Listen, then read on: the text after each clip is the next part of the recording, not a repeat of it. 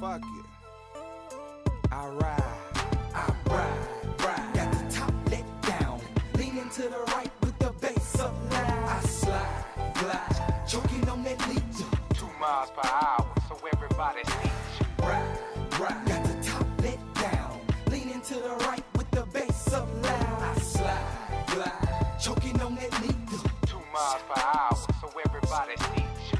You see the European grill, so the lips glitz. Tank full of Theraflu, cause I be in them shit whips. Brick slip, roll with me, catch a contact. High definition popping, flipping out the armrest. See, I'm a rider, dipping in the catalog. Just got it fitted on some shit I need a ladder for. Come up in your hood stun when I leave, dude. 2 miles per hour, so everybody sees you. I can't deny, I feel I'm such a fly guy. Top chop, call him Sleepy Hollow when they ride by. I know the haters can't stand it. I ain't got a blemish on my Jolly Rancher can. Ride on, ride. Top let down. We been through the crowd with the bass up loud. Just slide, glide. On the slab when I creep. Take a bath before you put your ass on them seats. Ride. Got the top let down. Leaning to the right with the bass up loud. I slide, glide. Choking on that lead. 2 miles per hour, so everybody sees you. Ride. Got the top let down. Leaning to the right with the bass up loud. I slide, glide. Choking on that lead.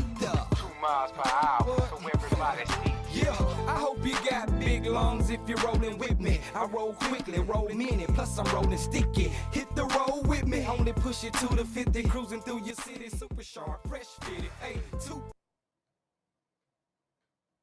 hater me. Chalkboard material, get it, didn't fuck it. What's happening, witty? What's going down? Like I told y'all last night, we back in yeah, I'm gonna open the panel tonight, you know. I want to hear from everybody. I'm dropping the link.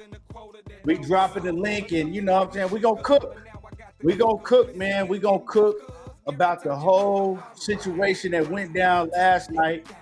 Like I said, shout out to Bill Haney. Came through, and you know, we was able to get some clarity with the situation, and you know, hey, all we can do is go from there and see what happens now. We go ahead and get this link started. My boy, Cool Boy, what's happening? Cloud Boy, what's happening with him? I'm good with him. So yeah, go ahead and get this thing started.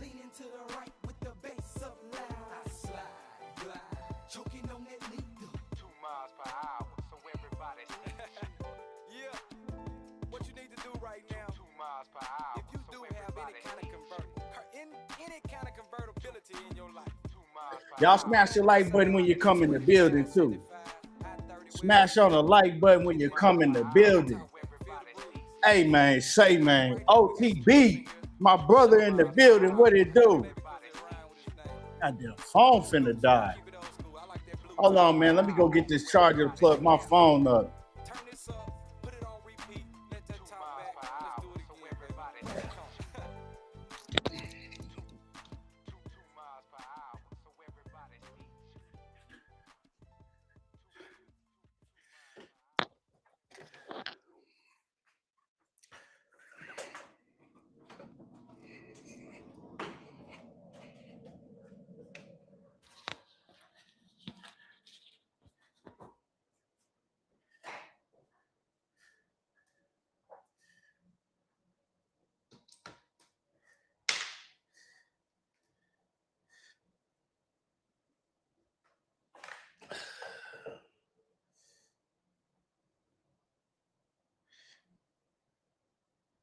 All right.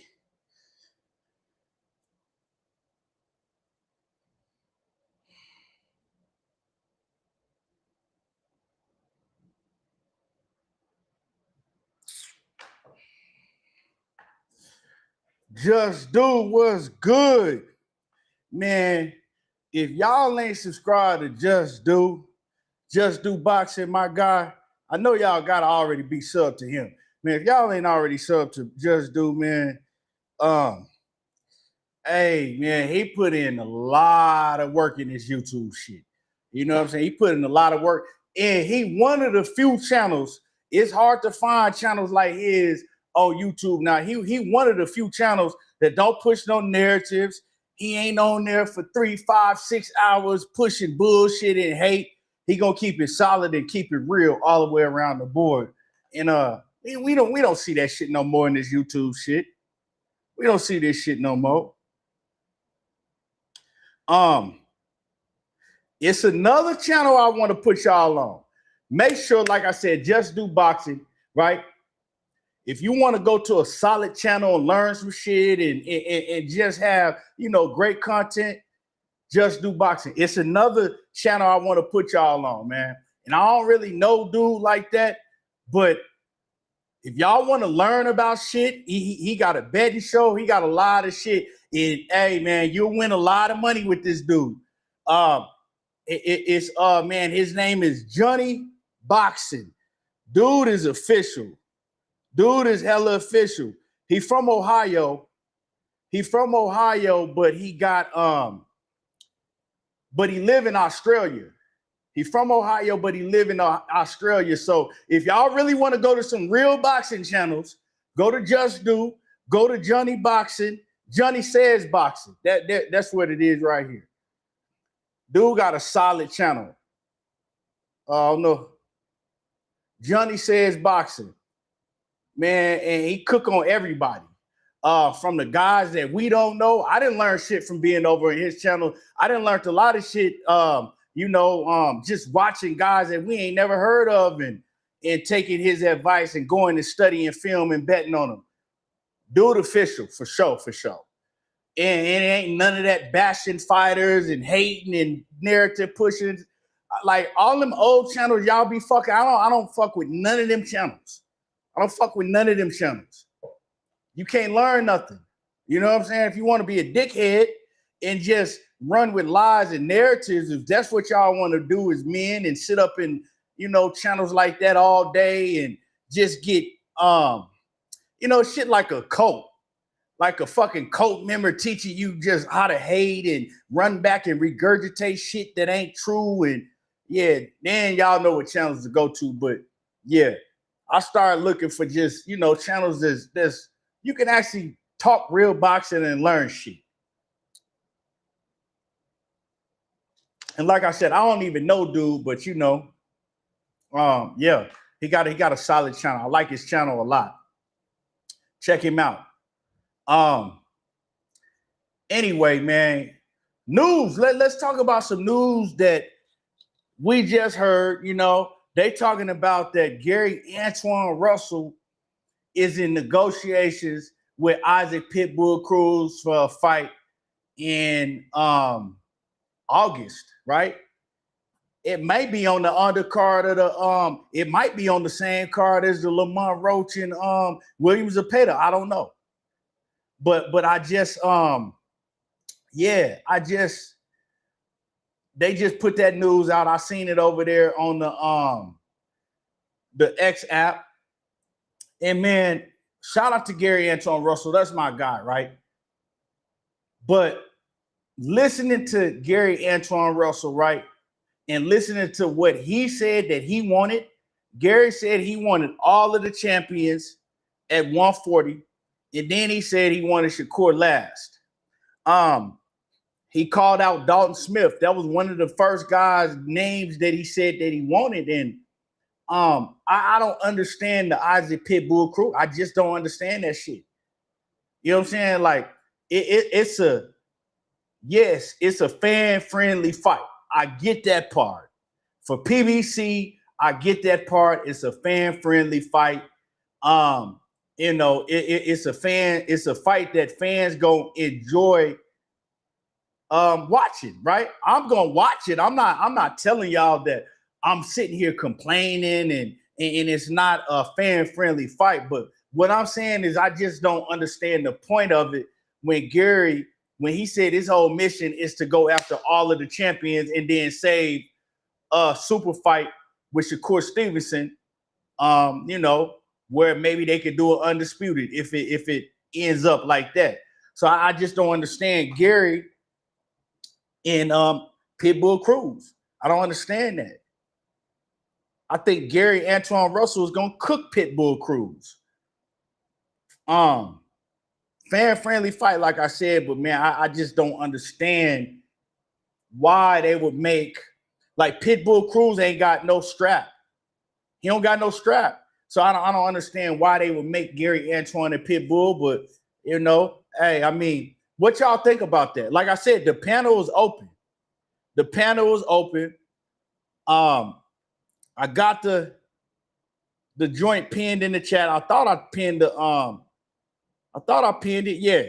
So the link is pinned in the chat. If y'all want to come up here and cook, we definitely gonna get into the whole Bill Haney and the situation.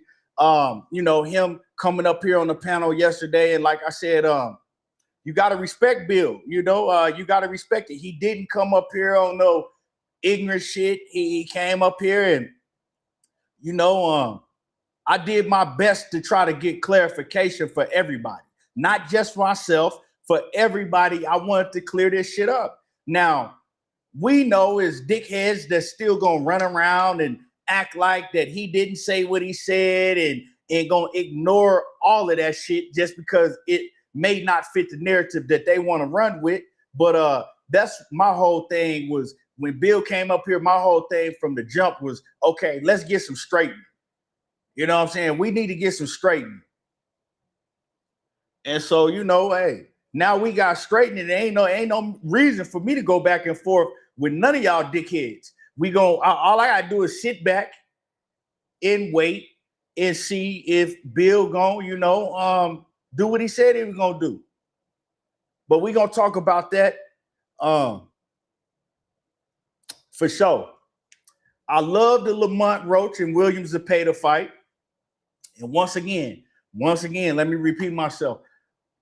I don't dislike the Gary Antoine Russell and Pitbull Cruz fight as a fan, but I want to see Gary Antoine Russell in fights against the champions.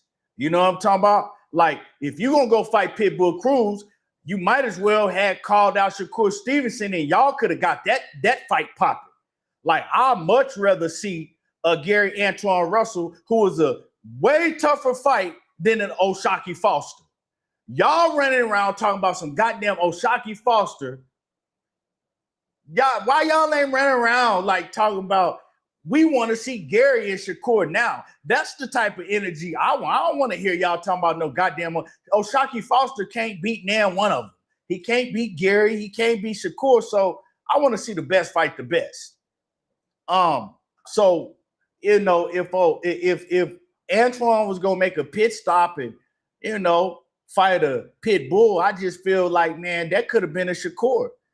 That could have been, you know, maybe y'all trying to get together, impressing Dalton Smith. Now, I understand the Dalton Smith fight is gonna be very difficult for anybody on PBC side to make. You know what I'm saying? That's an Eddie Hearn fighter. I don't even think Eddie has PBC and Matchroom ever did any business together. Y'all let me know. Has PBC and Matchroom ever even put on? They ain't never put on a card together. And we know how PBC work. PBC ain't sending Gary Russell to no Matchroom event, and I've never seen them do a joint event together. So I understand, man, that's going to be a hard fight to make, but I love that fight, man. A lot of people's calling out Dalton Smith like he's some food, and Dalton Smith can fight his ass off. Olympian and everything, man. Dalton Smith can fight, man. And so I don't understand how a lot of these fighters is thinking like, oh, yeah, I want Dalton Smith first. Hey, Dalton Smith can fight. I want to see Andy Hiroka in the mix again, man. He can fight his ass off. Andy Hiroka, man, he's a live dog for any fighter at 140.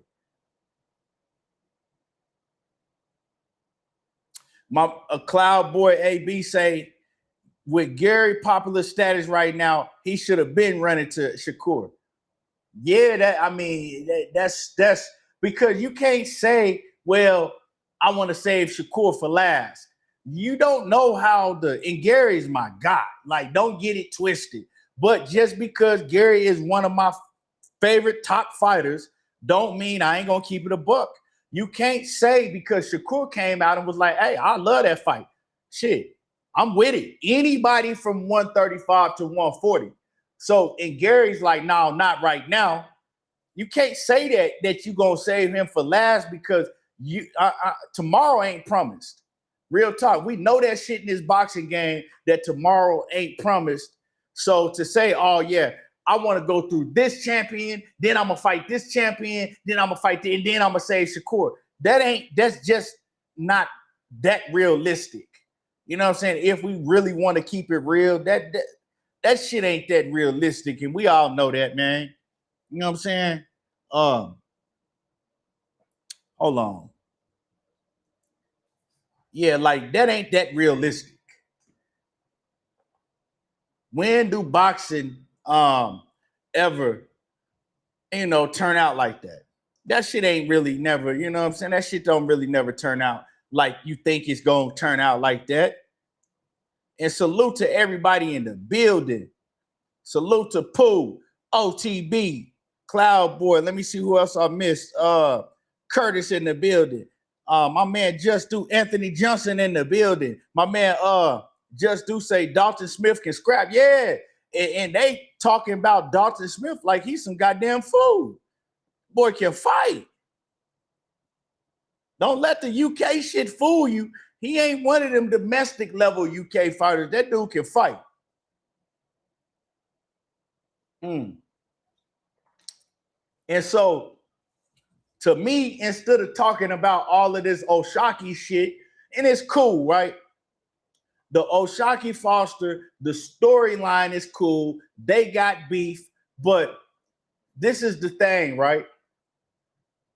You got one fighter that as soon as they announce the fight, he gonna start getting shitted on. We know who that fighter is. He's not gonna get no credit at all.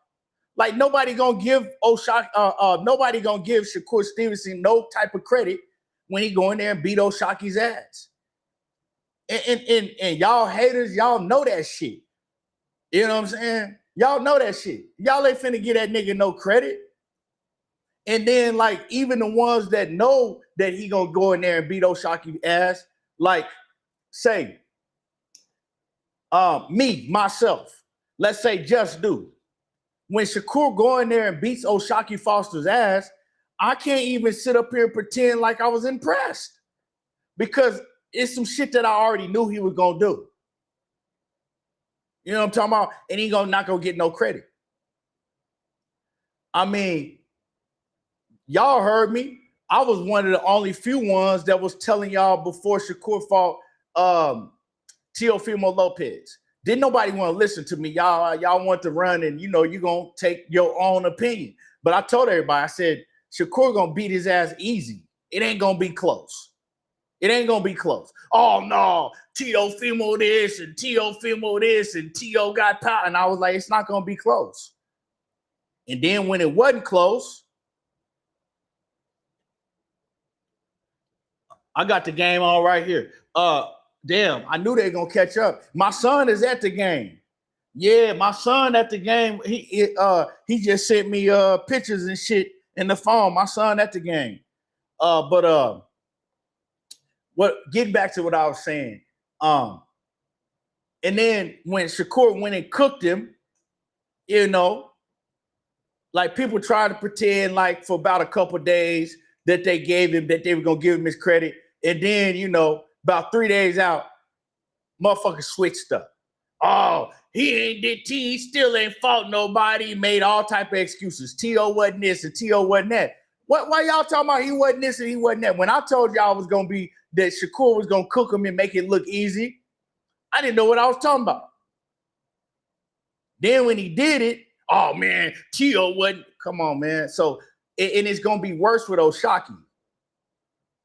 Like if y'all ain't giving him credit for Tio, y'all damn sure ain't gonna give him no credit for Oshaki. But the funny thing is it always be the same hating ass fans that's pretending like they want to see the fight so bad and pushing for the fight, and he's ducking and he's scared, and then as soon as they come out and announce that shit, that's when all of that's when y'all change y'all whole narrative. That's when all the, and so if Shakur does fight O'Shaquie, the narrative is gonna change real quick. But like I said, hey, make it. I would actually like to see, because we know we can't get Gary Antoine Russell, right? This is the fight these are the fights that I want to see next.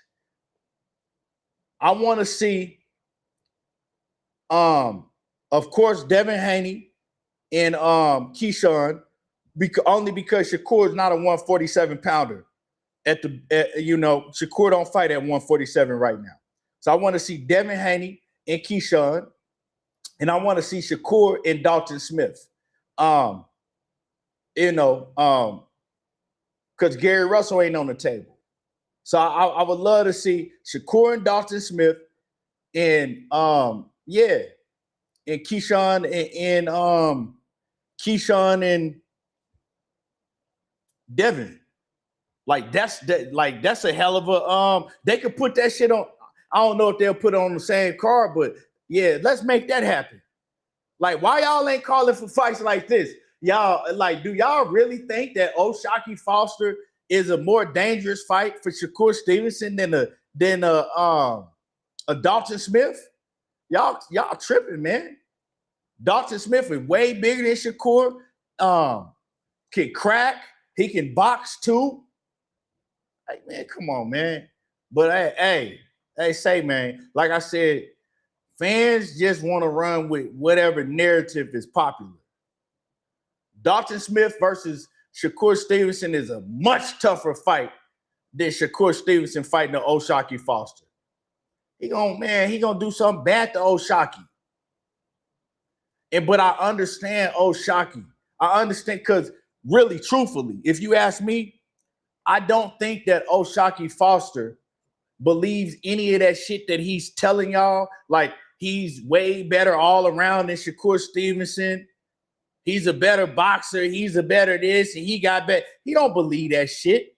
Oh, I know O'Shaquie don't believe that shit, because I remember O'Shaquie, not even a year ago, maybe it was early, maybe it was less than a year ago, and I wish I had the interview.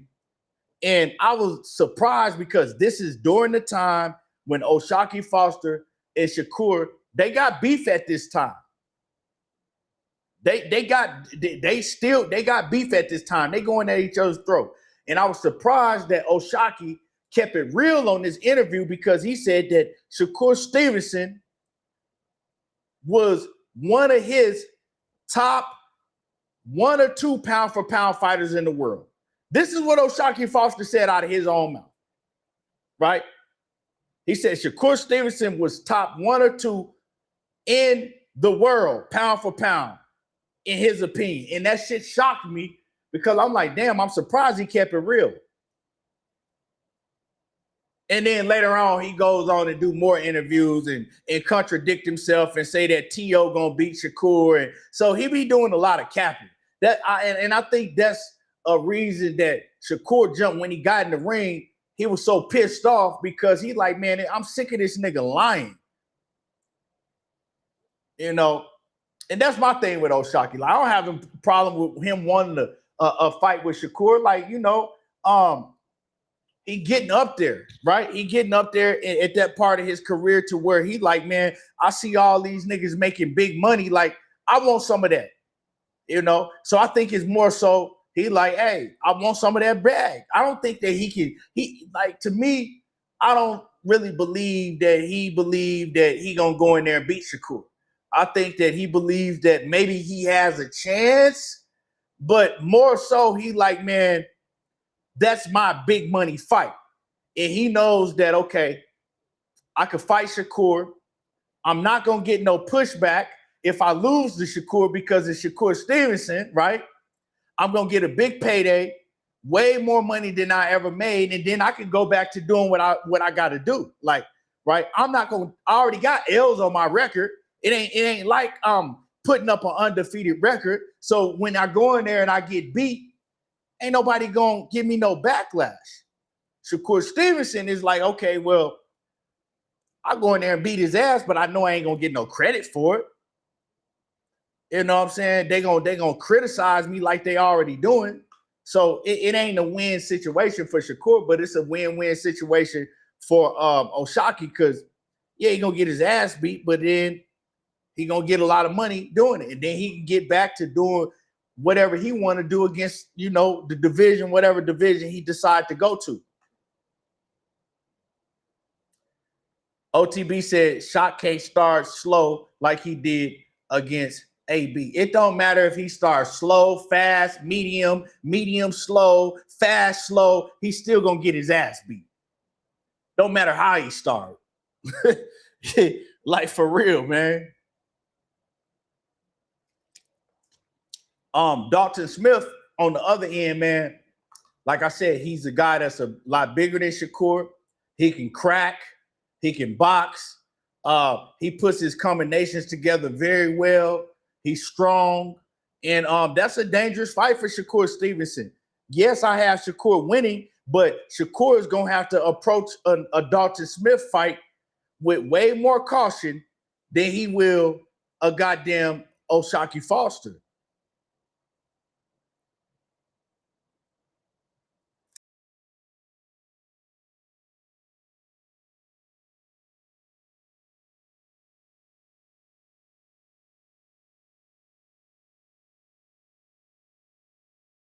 You know what I'm saying? Like I said, I watched Dalton Smith fight, man. Dalton Smith can fight. It ain't gonna be none of that, you know. I tell you like this: Dalton Smith is not gonna look like a Shakur Stevenson fight.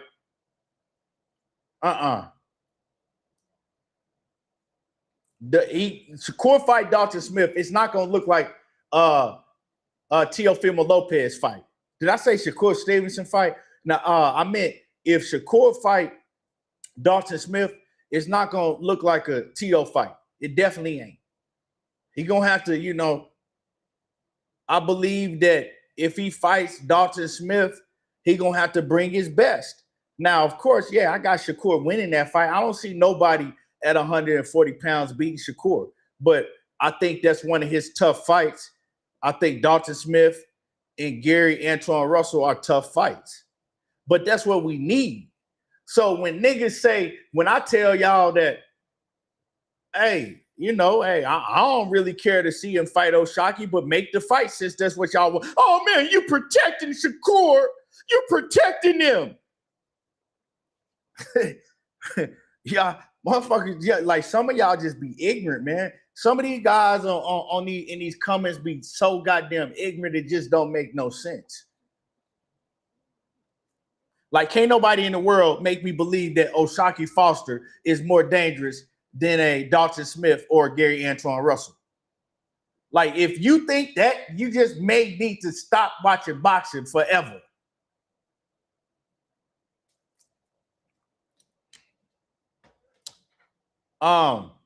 Yeah. But so that's what I want. That's like what I would like to see as far as Shakur Stevenson next. But and we're gonna get into it more deeper when we get to talking about what Bill Haney said. I'm gonna drop the link again. Like I said, if anybody want to get on here and cook, the link is pinned in the chat. But so smash the like button. I want to see if I'm missing anything, man. If I'm missing anything else that I want to touch on. Oh, yeah. Lamont Roach and William Zepeda. Lamont Roach and William Zepeda, man. I love that fight. I love the Lamont Roach and William Zepeda fight. Another fight, man, that's coming up in August that I like that fight a lot. A whole lot. 50-50 type fight to me, though. It's a 50-50 fight. That's a toss-up because Lamont Roach, he liked to fight in that pocket, right? Lamont Roach definitely got better defense than William Zepeda, right? Lamont Roach is very good at catching and shooting in that pocket, but man, Lamont Roach, if he thought Pitbull Cruz was aggressive, he ain't been in there with somebody that can let their hands go like William Zepeda. William Zepeda is gonna hit you everywhere he can. Your hips, your motherfucking arms, your forearms, your shoulders. He gonna hit you everywhere. And if Lamont Roach is not able to hurt William Zepeda and keep him up off of him, he gonna have a long night. Now, on the other end, if Lamont Roach decides to box William Zepeda and William Zepeda is not able to close the distance and land clean work against Lamont Roach, which is hard for me to see, he gonna have a long night, man. It's just, that's a hard fight to call. Real talk. That's a hard fight to call, and I love that fight, man. I tell you like this, man. Both of them guys, once that final bell ring, if it go 12 rounds, and I think it's gonna go 12 rounds. If anybody gets stopped, I think Williams. I don't know. No, I don't think nobody gets stopped. I don't think nobody's stopping nobody in that fight. But I think that both fighters are gonna come out of that ring saying, "This is the toughest fight I've been in." Besides, well, I ain't gonna say both fighters. I think Lamont Roach is gonna come out of that ring saying that that's the toughest fight he's been in, right? Because a lot of people gonna say, "Well, he fought Tank. A whole different type of fight, man." Tank don't put that pressure on you like William Zepeda do. Like, that's tough being a fighter like Lamont Roach that also like to fight in the pocket and have to deal with somebody like William Zepeda that throw that much, that has that much value. Like, he coming and he don't stop. He don't stop throwing. Now, mind you, William Zepeda been out of the ring for a minute now. You know what I'm talking about? William Zepeda ain't fought since he fought Shakur Stevenson, which that was good with it. My man, Pac-Man ATL Tay in the building. William Zepeda ain't fought since, when did he fight Shakur? Let me pull that up. He been out of the ring for a minute.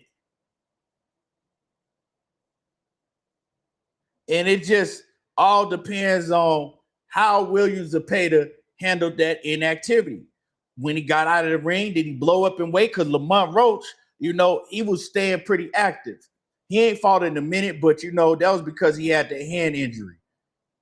But William Zepeda ain't fought since July of 2025. So when William Zepeda fights Lamont Roach, he'll be out of the ring over a year. He'll be out of the ring over a year already.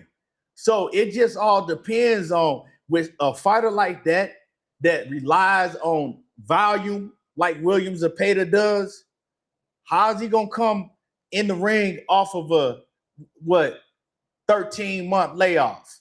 You know what I'm saying? How's he going to come back looking off of a 13-month layoff? He could come back looking better. He could be hungrier. But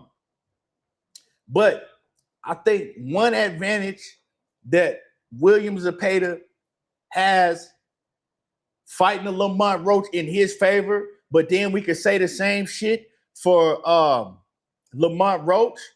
But I'm gonna go with William Zepeda first. William Zepeda, he got to be in there with the best boxer that's in boxing, Shakur Stevenson, right? So I'm pretty sure he got to pick up a lot of shit from the experience of being in the ring with a Shakur Stevenson. Now, coming to fight another boxer, which I don't really look like Lamont Roach don't really move like that, but he can box. So it's kind of like, but then when you look at Lamont Roach, what type of experience did he gain being in the ring with somebody like a Pitbull Cruz. You know, that I don't really think that Pitbull and Williams Zepeda, they're not the same style fighters but they got similarities, right? They both aggressive, come forward, but Williams Zepeda, his shit is more tame. He has a lot higher volume than Pitbull Cruz. Pitbull, you know what he gonna do. He's just one dimensional. Williams Zepeda, he throwing all type of different, you know, shots. Pitbull Cruz, he mostly just throwing looping hooks and shit. And body shots. So, man, it's going to be a hell of a fight for sure. Frequent Flyer, what's good with it? Salute. So it's going to be a hell of a fight, man. I like that fight. But what else am I missing? Errol Spence. Let me touch on my man EJ, man. Y'all know Errol Spence is one of my favorite fighters all time. Heavy. You know what I'm saying? Always showed me love every time I ran into him. Errol Spence is just a man all around, just like it's certain fighters that I fuck with even more so because of their character. Errol Spence is one of them. Deontay Wilder is another one. And Brian Norman, of course, is another one. You know, certain fighters you just fuck with, man, but just because they just hella down to earth and real. But with that being said, I was one of the ones that told people, like, I didn't want to see Errol Spence come back, especially when he was talking about that Fundora shit. I was like, man, he better stay the fuck away from Fundora, right? And then another year passed. I'm like, I didn't really want to see him come back because I'm like, man, he been out the ring too long. It's just, you know, it's looked like that he was enjoying his life outside of the ring and all of that. But now I've changed my mind. When it comes to this Tim Tszyu fight, man, Errol Spence look in tremendous shape already. He's changed his lifestyle around. We heard him talk, and he just seems like, man, his mental, man, that's what I was more so like, man, why is he gonna come back? You know, is his mental gonna be in the right place? But his mental is in a better place than it was, a way better place than it was than when he left the sport. So I think that Errol Spence, man, gonna go in there, and I think he gonna look good. Now, I can't promise you that because we ain't seen him fight in over 3 years. But I think that when Errol Spence come back, man, I think that he gonna look good. And I think that, yeah, man, we gonna like what we see when he get in that ring with Tim Tszyu. I think he gonna cook Tim Tszyu. You know what I'm saying? I think he gonna cook Tim Tszyu, man. So my money riding on Errol Spence. But it's a catch to that, man. Earl has already said he kind of already got one foot out the door. You know, he already said that, you know, hey, man, he got 1 or 2 fights left and then he gone. So I don't really like fighters talking like that neither. You know what I'm saying? When a fighter, I always got a rule, right? Even in the build up to a fight, I always got a rule. When a fighter say, when they in a, unless they just fighting just an all out Rudy poop. When a fighter is in a tough fight, say so, and they start talking about, well, you know, I'm gonna retire if I lose this, or, you know, this may be my last fight. When they start talking like that, I usually never bet on that fighter. I usually always bet against that fighter. You know, when they start talking about retirement leading up to the fight, that's just me. I don't like that type of talk. But man, I gotta roll. I gotta ride with my dog EJ, man. I gotta ride with my dog EJ. I'm hoping he looked spectacular against Tim Tszyu.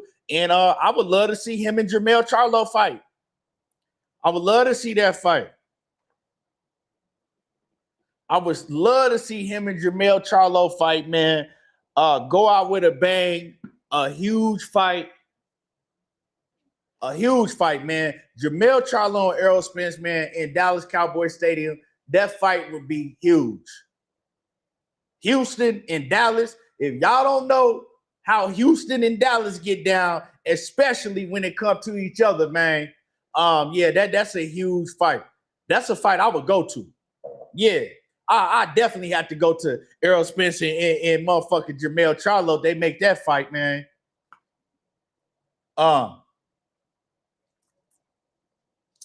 Yeah, I definitely had to go to that fight. But yeah, my man in the building. Salute. Man, my man say, salute, King. I got your channel around the EJ. I got to your channel around the EJ and Crawford fight. I was on my Truly Israel page. Oh, okay. Yeah. What's happening with it? He said, damn, I missed that rivalry, but I knew Crawford was going to win. Keep up the good work, King. Yeah.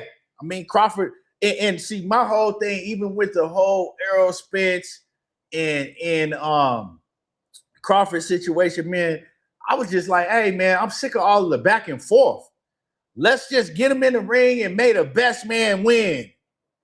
That's it. That's all. And the shit that really got me pissed off with a lot of the Errol Spence fans, I don't even know if I call them Errol Spence fans. I don't even, because I was an Errol Spence, huge Errol Spence supporter, right? But the shit that pissed me off after that is when motherfuckers start shitting on Crawford. Oh, he's on snack and he cheated and he did this. And I'm like, man, don't do that. Don't do that. That shit is not, that ain't man behavior. Give that man his props. He won. And yeah, man, that's it. That's all. He won. Now, do I think that Errol Spence was high? Yeah. I know that. I know for a fact that Errol Spence was high as a motherfucking kite. But that ain't motherfucking Crawford's. That ain't got nothing to do with Terrence Crawford. You know what I'm saying? That ain't got shit to do with Terrence Crawford. Bud went in there, did his goddamn thing, and you got to give him his credit. You know, oh man, he cheated. He was on snack. And like that shit was driving me fucking crazy.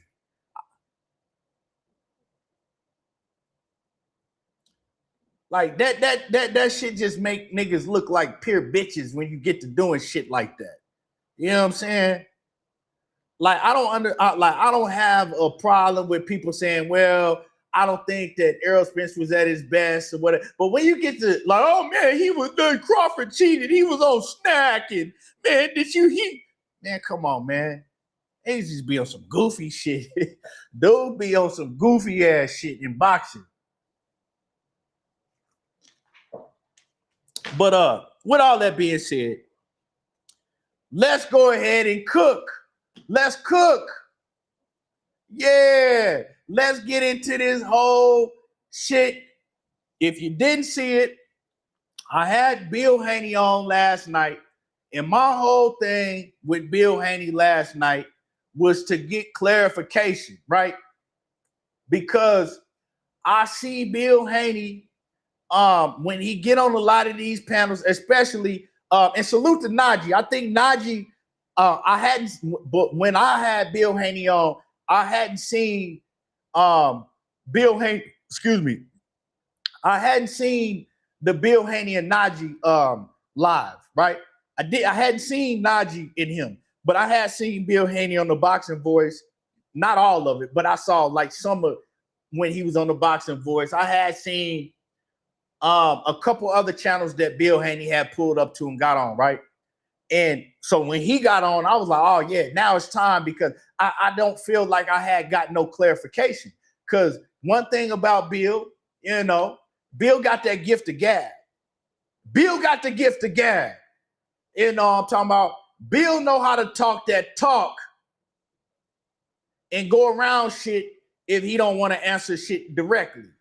Bill know how to do that. And I'm from that same shit that Bill from, so I know niggas like that. And you know, I know fast talking niggas that, and this ain't no disrespect. Like that's actually a gift that Bill got. So I'm not disrespecting them when I'm saying that. But I know niggas that know how to, you know, talk that talk. And if you not familiar with that type of shit, Bill is gonna run all over you. You know what I'm saying?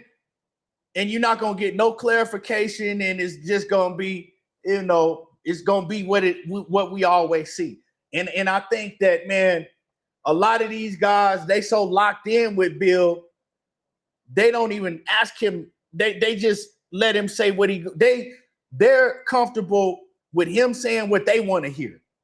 And Bill knows that. You know what I'm talking about? Bill know that shit.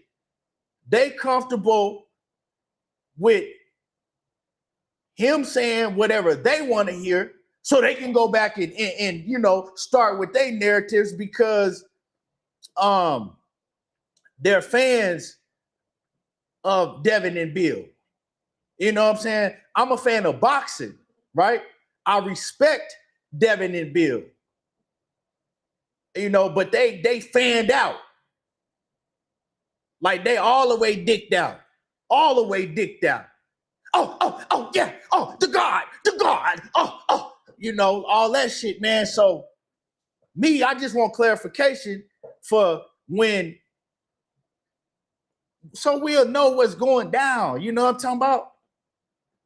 We'll know what's going down. I want to hear from the man himself, so we'll know. And so when all the smoke cleared, Bill said that, hey, man, we fighting Keyshawn Davis, guaranteed. He gave me his guarantee that they fighting Keyshawn Davis no matter what next. After Keyshawn Davis in 2027, they want Shakur Stevenson. You know what I'm talking about? They want Shakur Stevenson in 2027. I hadn't heard Bill say that nowhere else. If he did, he said it, I hadn't heard it, right? You know what I'm talking about? So when I heard we want Keyshawn Davis first, and let me clarify that, if we get past Keyshawn Davis, we want Shakur Stevenson in 2027. We know that Shakur Stevenson is not a 147-pounder, but Jay Prince said that he needed time to, bulk up a little bit, put on some weight, and we're going to give him that time, and we want to make a super fight with Shakur Stevenson in 2027 if we get past Keyshawn Davis, right? I had to clarify that too, because I'm like, hey, man, Keyshawn ain't no step over that it's just guaranteed that you just going to get past Keyshawn Davis. So what if you don't get past Keyshawn Davis? Are you still guaranteeing that the Shakur fight, are you still going to fight? And he's just like, nah, we don't really, if Keyshawn Davis get the job done, right? We're not asking for no Shakur fight. But see, this is what Bill said. Me, I disagree. I would still want to see Shakur Stevenson and Devin Haney fight, even if Keyshawn Davis get the job done. Because see, the thing is like, we got to stop doing this shit as boxing fans, and we got to stop doing this in the sport of boxing. If a fighter lose to another elite level fighter, now we want to throw him away. Well, newsflash, Keyshawn Davis and Shakur Stevenson ain't the same people. So just because just because Keyshawn Davis goes out, if it happens, right? Just because Keyshawn Davis go out and beat Devin Haney, that don't necessarily mean that Shakur Stevenson goes out and beat Devin Haney just because Keyshawn Davis did. So as a boxing fan, I would still want to see it. That's why I let it be known, man, if Devin Haney signs on that dotted line right here, if he signed on that dotted line to fight Keyshawn Davis, when it come to my channel, I'm not tolerating no disrespect or no Devin Haney. When it come to my channel and myself, he gonna become one of my top favorite fighters. Not because of winning or losing or drawing again. No, it's because he was willing to step in the ring with somebody that I look at as another elite top level fighter, right? I don't give a fuck what y'all look at Keyshawn Davis as. I know one thing, right?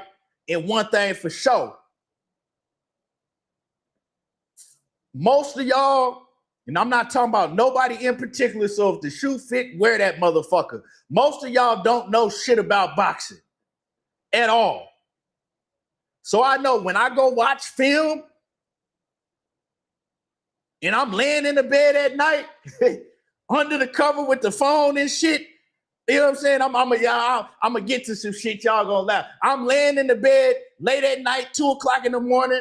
I got the covers. I'm under the cover with the phone in my hand, studying film. And my lady, she like, why you hiding your phone? What you doing in your phone? And then I pull up the phone. I'm like, man, I'm studying these fights.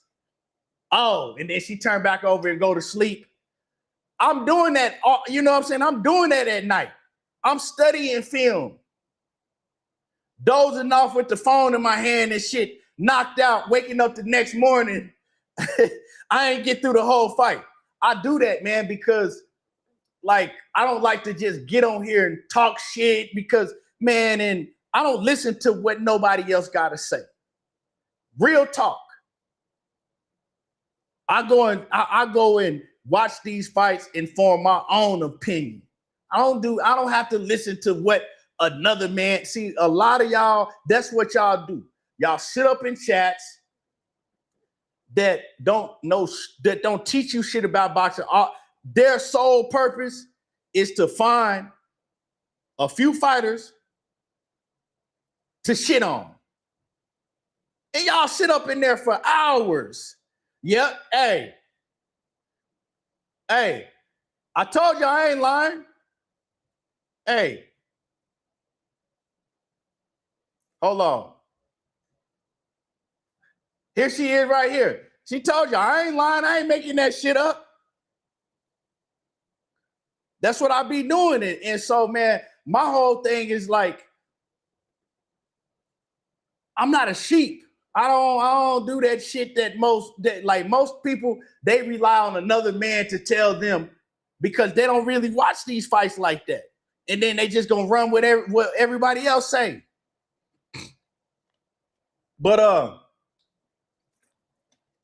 with all that being said, as far as Bill Haney, man, I respect Bill Haney because he got up here and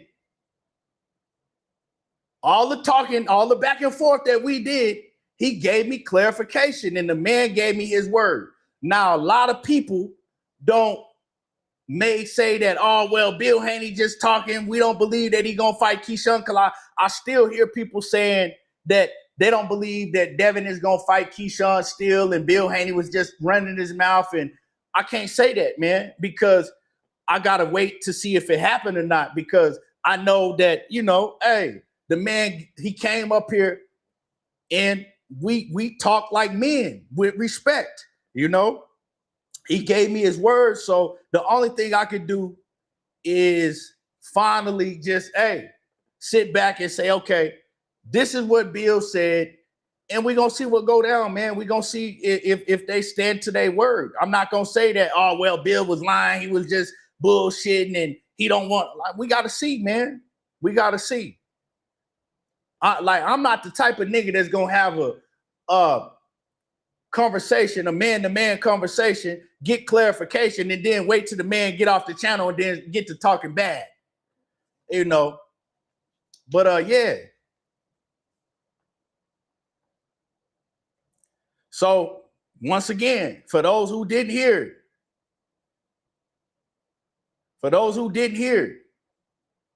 Bill Haney laid out the landscape, right? He says, what the deal is, what they trying to work on is first Keyshawn Davis, right? First Keyshawn Davis. Then if they get past Keyshawn Davis, they want to fight Shakur Stevenson in 2027. Give him enough time to put on weight, put on muscle, do whatever you got to do, right? And they want to make a super fight. At that point, if Devin Haney get past the Keyshawn Davis, that shit is bigger than the super fight. That's a super duper fight. You get past Keyshawn Davis. Now, I gotta be honest with y'all. Y'all keep on sleeping on because it's crazy because that's how I know y'all don't watch boxing.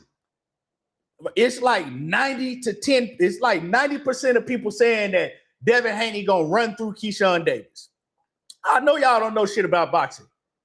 Keyshawn like that. For real, for real. Like for real, for real. So in my opinion, I don't think that Devin Haney is getting past Keyshawn Davis. Nah. Does that make him lesser than what y'all think he is? I don't know what y'all think he is, but does that make him not good or still not a hell of a fighter? Nah. I just think that Keyshawn Davis, man, is he styles make fights. I know Bill asked me about Brian Norman, but Brian Norman and Keyshawn got a different style. Styles make fights, and I think that, man, Keyshawn is it's not. I don't see Devin Haney beating Keyshawn Davis. I just don't. When I watch their film and I break down shit, like I don't see Devin Haney beating Keyshawn Davis. So if that does happen and Keyshawn Davis beats Devin Haney, man, that's gonna put Shakur in a situation to where who is his next mega fight? Because Tank ain't fighting him.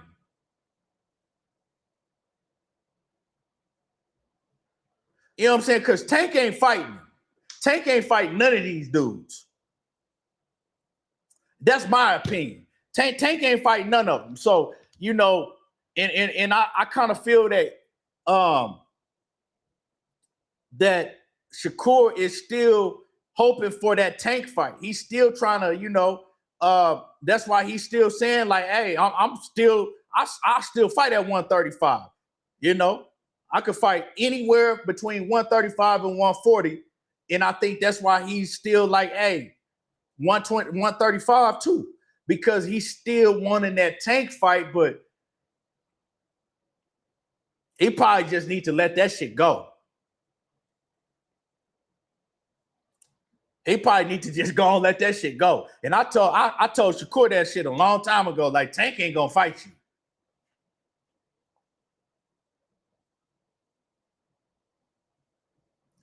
You know what I'm saying? Like, Tank ain't gonna fight you. So, you know, and then Morataya, that was a cool fight for Shakur at 135, but that ain't gonna happen. To me, I think Shakur's toughest fight is gonna be Abdullah Mason, and you let Abdullah Mason get about 3 more fights in, and I think, you know, get that experience. Maybe I don't want to say 3 more fights. I'm gonna say let Abdullah Mason get about, let's say, 2 years more experience. I think that's gonna be Shakur's toughest fight. If Abdullah Mason keeps progressing on the level that he's progressing and keeps building and building, I think that's gonna be Shakur's toughest fight, in my opinion. I like, you know, man, Abdullah Mason's a problem, and he's young as hell. What is he, 21 years old? And he's just gonna get better and better and better. To me, I think that's gonna be one of them ones.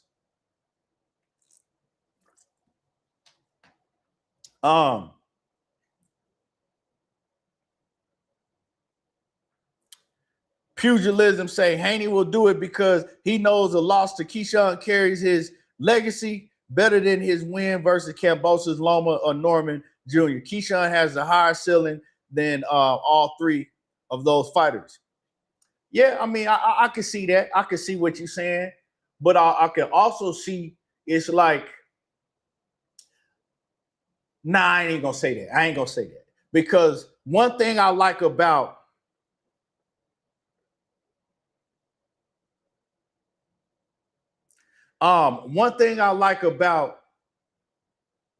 the Zuffa boxing shit, right? Me watching Dana White since he became, head of the UFC way back in the day, me knowing how the UFC is ran, me knowing like how Dana is and how Dana mind works. And I'm not talking about like paying the fighters and all of that shit, because these top name fighters that's going to Zuffa, they getting paid. Oh yeah, they gonna get life-changing money that they've never seen before. And I'm talking about Shakur, I'm talking about Devin, I'm talking about Edgar Berlanga, I'm talking about all these guys that got names that's going to Zuffa. They already, once they sign on that dotted line, they getting way more money than they ever seen in their career, right? Because that's a tactic to take over the game for Zuffa, Now, are they going to keep paying out? Now, the guys, once they start getting a huge stable and start taking over the game, are they going to go to doing what they do in the UFC? I believe so. Hell yeah. That's why they're trying to get rid of the Ali Act and all of that. They're going to go back. They're going to go to the tactics that they're doing in the UFC already, that they've been doing in the UFC. But the guys like the Keyshawns, the Shakurs, the Richardson Hitchens, and all of the big name fighters that signed in the beginning, they already got their bread. You know what I'm saying? They already got their bread. So with all of that being said, I know how Dana White works. And Dana White ain't paying no Keyshawn Day or paying no Shakur, Devin, or none of these dudes unless they fighting the best. So what I like about Dana, even if a Keyshawn loses, or a Devin loses, right? He gonna throw him right back in there, right? It's the landscape of boxing on how these fights are ran, putting fighters on the shelf because they lose to another great fighter. That shit ain't gonna be no more with that Zuffa. Dana White don't run his program like that. So you will see a Devin Haney lose to Keyshawn and be right back in there with a Shakur Stevenson the next fight. That's how he run his shit. He don't care about the wins or losses or none of that shit. Dana White is about that money and giving fans what they want to see. You know what I'm saying? That's what Dana White is about. When it come down to it, when he start getting that stable, and that's what he about. He about that, keeping the money in his pocket and giving the fans what they want to see. I've been to a UFC event, man, way back in the day. Hey, they be putting on them fights. So, that's another good thing with guys like, if Devin and Shakur signed to Zuffa, they secure. They don't got to worry about losing and then being set on the shelf or none of that shit. He gonna throw them right back in there with the top dogs. So, once the fans stay out of the money business and shit, and we look at it just from a support of boxing and the fans' point of view, like it's like the action is better for the fans. I don't like when a fighter is scared to get in there with competition because they scared if they lose, they gonna get set on the shelf. I don't like that shit. I never liked that shit. And then you got fans running around them. Like, boxing is the only combat sport where you lose one fight and fans run around talking, oh man, he got exposed. He's done. He needs to retire. It's like the nigga lost one fight. The fuck you mean he's trash and he needs to retire? That's how boxing fans do. And that shit gonna change with Dana White in the game. So it's a lot of cons, with Dana White coming in the game, but it's a lot of pros also.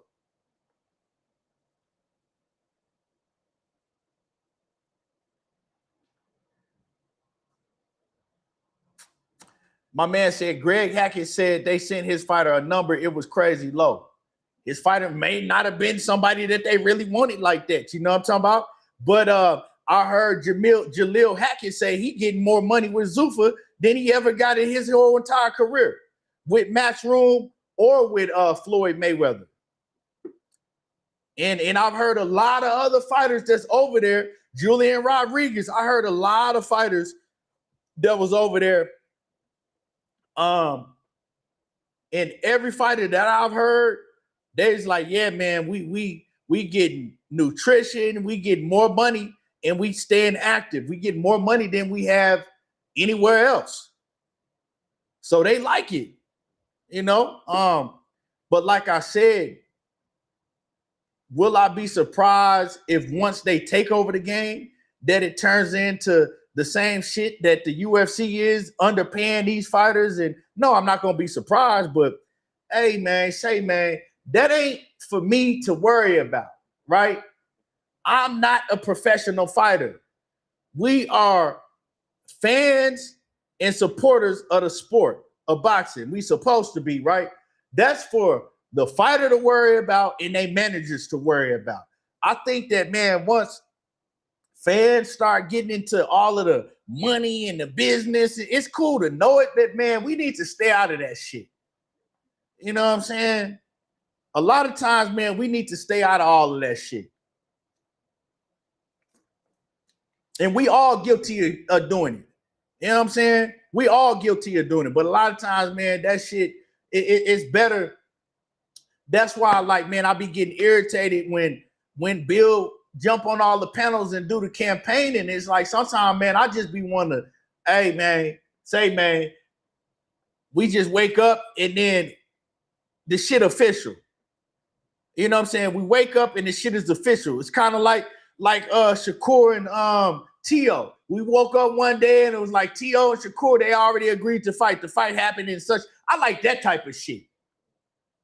Not all of the extra shit and then it go on for a month and then next thing you know, ain't no fight happening. And the only thing that's happening is a bunch of fucking fans arguing back and forth about who ducked who and this, like, man, all of that shit is like, that shit get irritating after a while, man. It's like, that shit get irritating, man.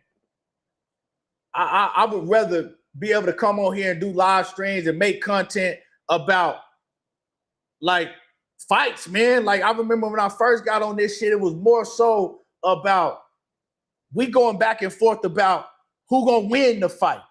You know what I'm saying? Let's break down the fight and what you see against what I see, and we know we gonna get it. A lot of times, man, we going back and forth with fights we ain't even gonna get. Motherfucker been talking about Shakur Stevenson and what Tank could do to Shakur for goddamn 5 years now. What Tank could do to this guy, and when Tank could knock this guy out and he'll do this and he'll do that. It ain't got none of them fucking fights. None of them. So it's like, man, what the fuck is the point? What's the point? Yeah.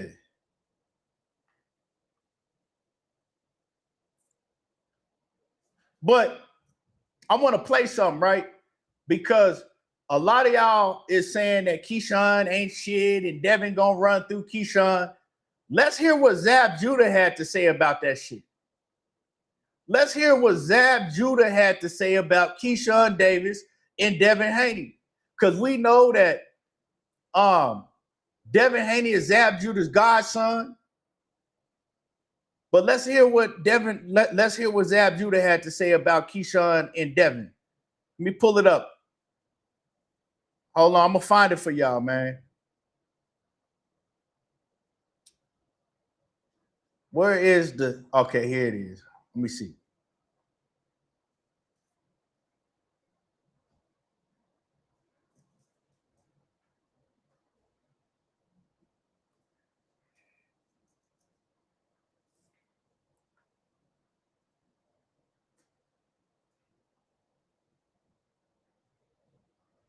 Okay, here we go, y'all. Yeah, let's watch some of this shit on Mill City Boxing. Salute to Mill. Shout out to Mill, man.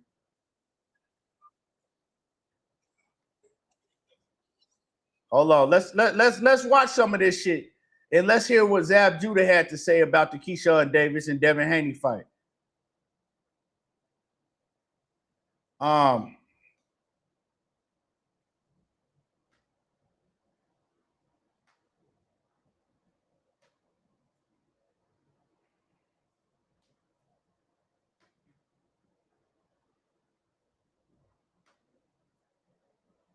Why the quality look like that? Shit look like some trash. Let me fix this quality. God dang. What's going on, Mill? Why the quality looking like that on this episode? You know why I say this? I say this because I went through the same thing arguing about Haney all the way up until now. Now, everybody, you know what I'm saying? So hold on. Okay. You know why I say this? I say this because I went through the same thing arguing about Haney all the way up until now. Now, everybody, you know what I'm saying? So I'm telling you, I know this game. Keyshawn Davis is a problem. He is a problem. Absolutely. He is a force to be reckoned with. He has I see what that's doing.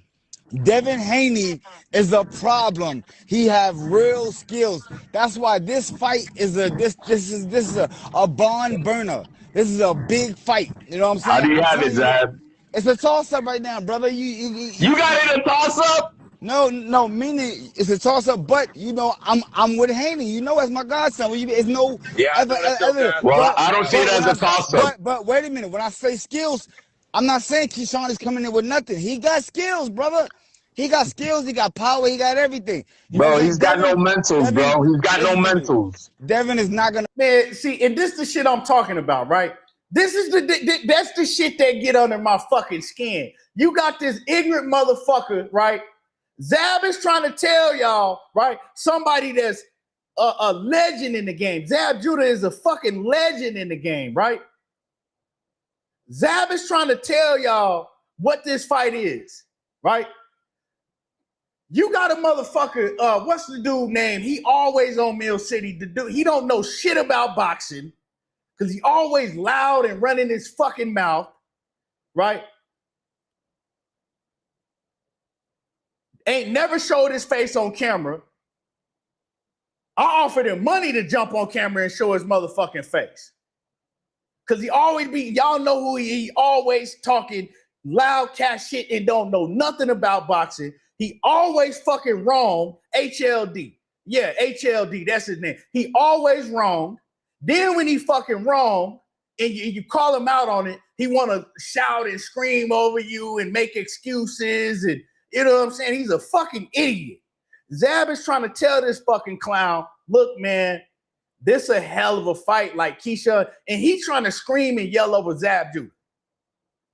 You know what I'm saying? Dude trying to scream and yell over Zab Judah like he know more than Zab Judah do about boxing. Like, this is the shit that be killing me, man. But let me go ahead and play the shit. That shit be killing me, man. Like, shut the fuck up and let the man cook.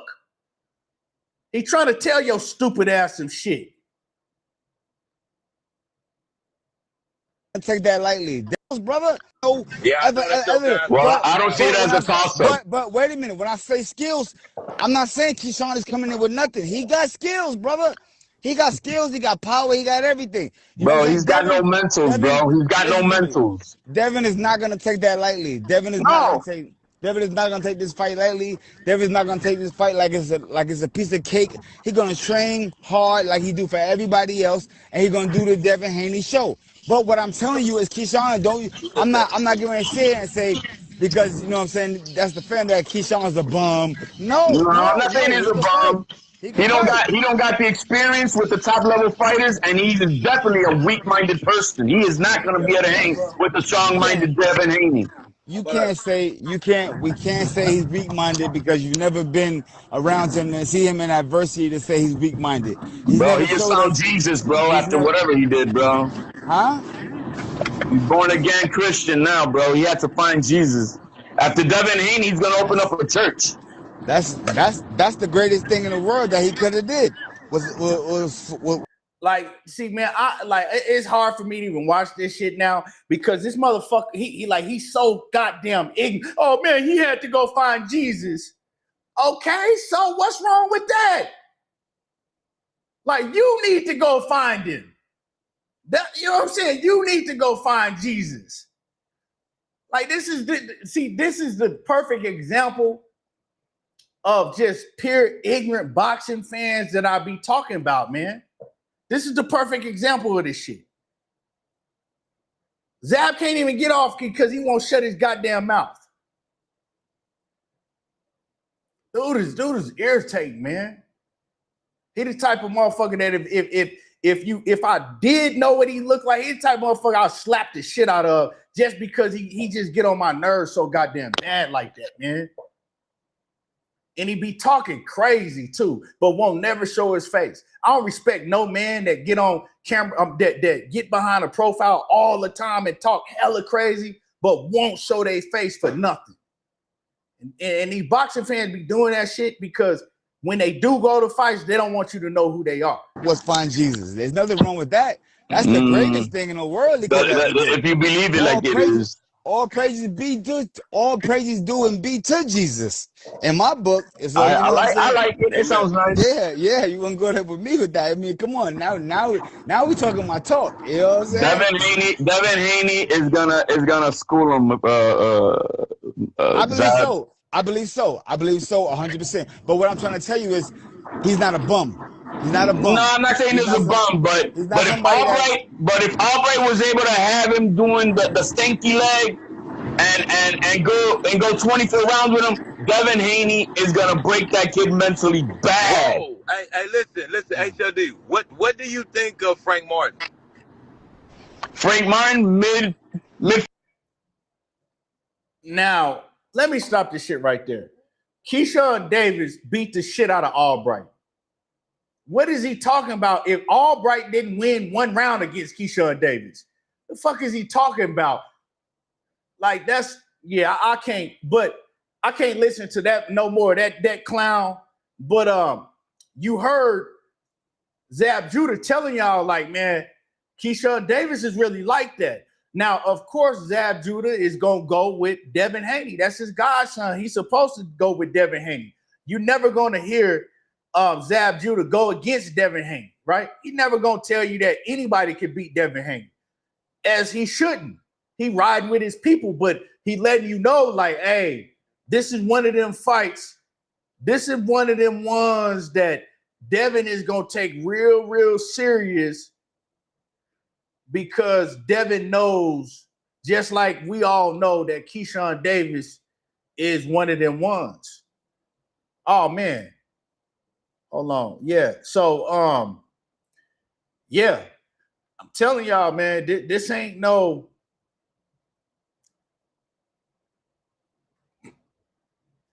To me, this gonna be Devin Haney's toughest fight yet.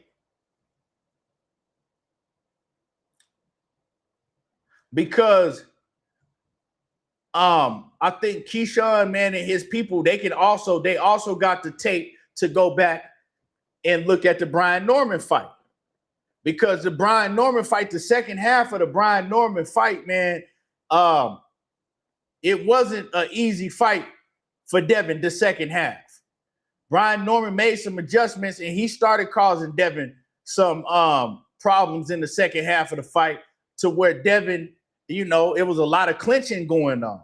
He had to resort to a lot of clinching. They was both doing clinching, but, you know, I think that also it's just a different style. Like, Keyshawn got a much different style than Brian Norman. And I don't think that that Devin has ever been in there with a guy that has a style like Keyshawn, with the size and the power and the speed and the footwork that Keyshawn got. That brings that different style to the table. Brian Norman is a hell of a fighter. But I know that styles make fights, but I think that with the experience that Brian got, if Brian got in there with Devin, it'll be a different fight. I'm not saying who will win, you know what I'm saying, because we'll have to see it, but I think it'll look different with that experience. Keyshawn has, damn, New York getting in their ass. Keyshawn, man, I feel bad for my son, man. I feel bad for my son, because he went all the way to the game and New York beating their ass. Where was I at? Keyshawn has a lot of experience, man, world experience in the Olympics, fighting guys all around the world. That's experience you can't buy. That's experience you can't get in club fights. That's experience you can't go to Mexico and get. That's experience that you can't go get in your local gym, and that's a different type of experience. And then, with that being said, being able to train for years side by side with Terrence Bud Crawford and Shakur Stevenson, that's a whole different type of experience. When Keyshawn Davis decided to go over there to the B&B boxing gym, and he was training and picking up shit from Terrence Crawford, that's when Keyshawn got the best experience that he could ever get. That's when Keyshawn became a completely different fighter. And you cannot buy that type of experience nowhere. So when people say that, oh man, Keyshawn don't got the experience, Keyshawn got more than enough experience. And they the same age. They the same age.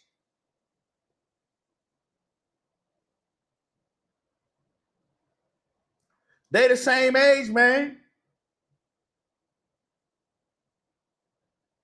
So, you know, this ain't about, to me, this don't come down to experience.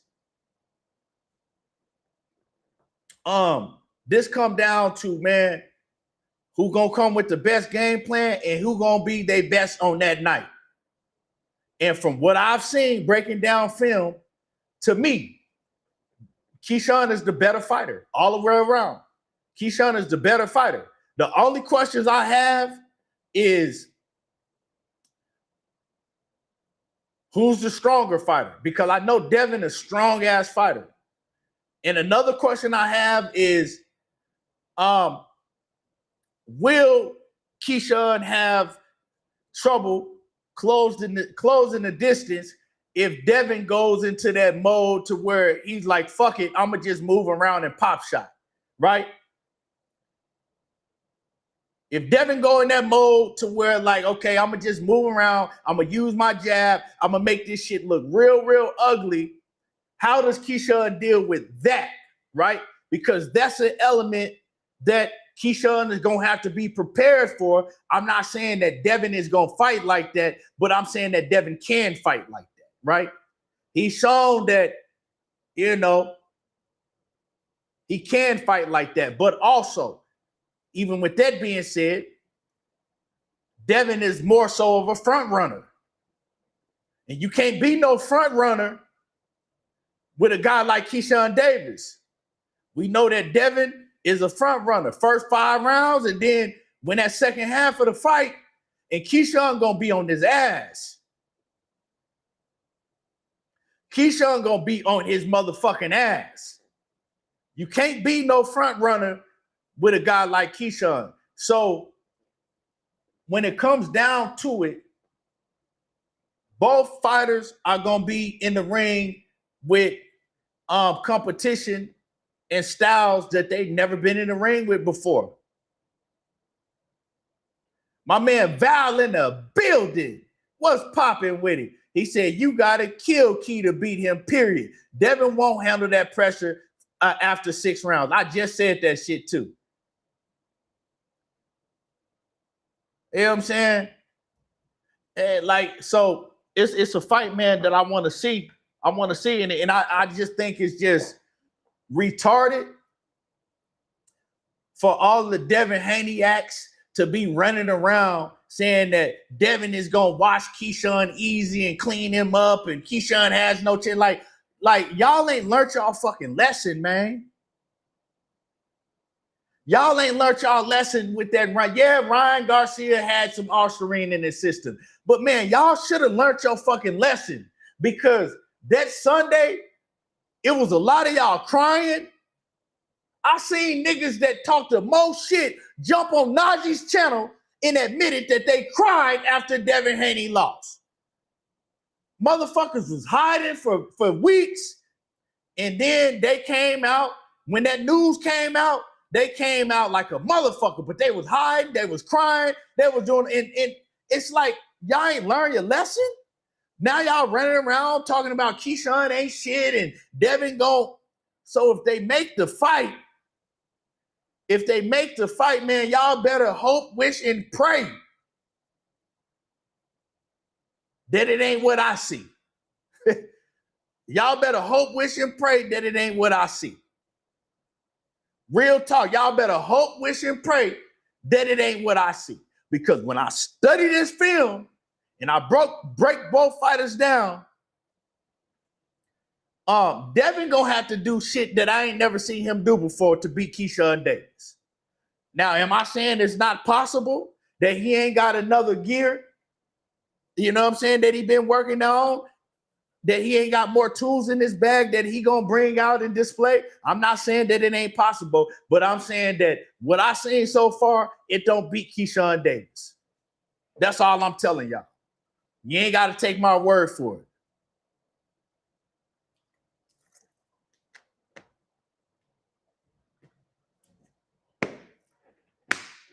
You know what I'm saying? You ain't got to take my word for it. You know, man, he didn't stop Albright. Would Devin Haney would have stopped Albright? That's my question, man. I'm gonna drop the link again. For any diehard Devin Haney fan, it ain't nothing wrong with being a Devin Haney fan. Devin's a hell of a fighter. But the shit that y'all be saying is just be crazy, man. For real. It just be sickening. I'm gonna drop this link again. Anybody, there's the link right there. Right? Tell me what Devin Haney would have did to Albright that Keyshawn didn't do. Oh, man, he went 12 rounds with an Albright, and he whooped his ass all 12 rounds and had him surviving, hanging on for dear life for the last 2 rounds. At least the last 2-3 rounds. Albright was in survival mode. Only thing he could do is clean. Albright couldn't get shit off versus Keyshawn Davis. And y'all running around, oh, man, so what the hell would Devin would have done that Keyshawn didn't do? That's what I want somebody to jump up on this panel and tell me. What would Devin have done that Keyshawn didn't do?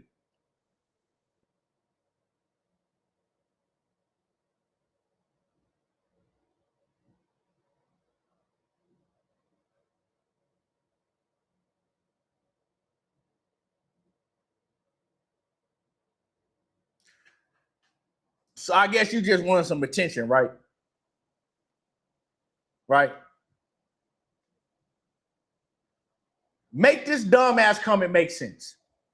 He says they get mad when Devin comes after Court. It's hilarious. What the fuck is you talking about, bro? Like, what is you talking about, bro? They get mad when Devin comes after Shakur. Bro, is you drunk? Like, for real, is you thrown right now? Because what you saying don't make no sense to nobody. They get mad because when Devin comes after Shakur. The fuck is you even talking about, bro? Like, come on, man. What the hell is you even talking about? Let me add you. Hold on. Let me see. Hold on. What's good? Yo.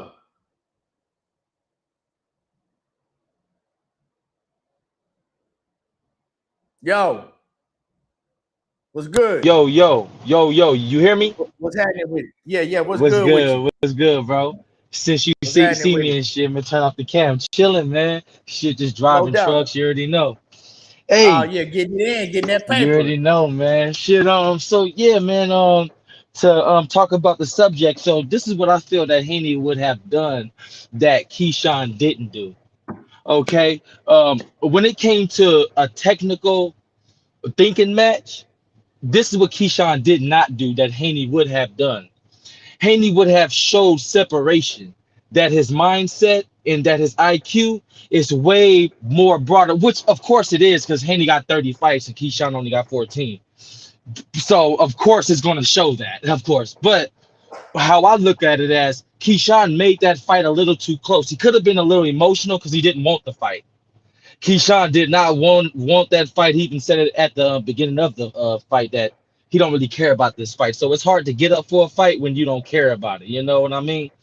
But I feel like Haney would have made a separation, meaning it would have been clear. It wouldn't have been one scorecard and everybody like, hey man, what was the judges seeing? You know what I mean? It would have just been a clear victory.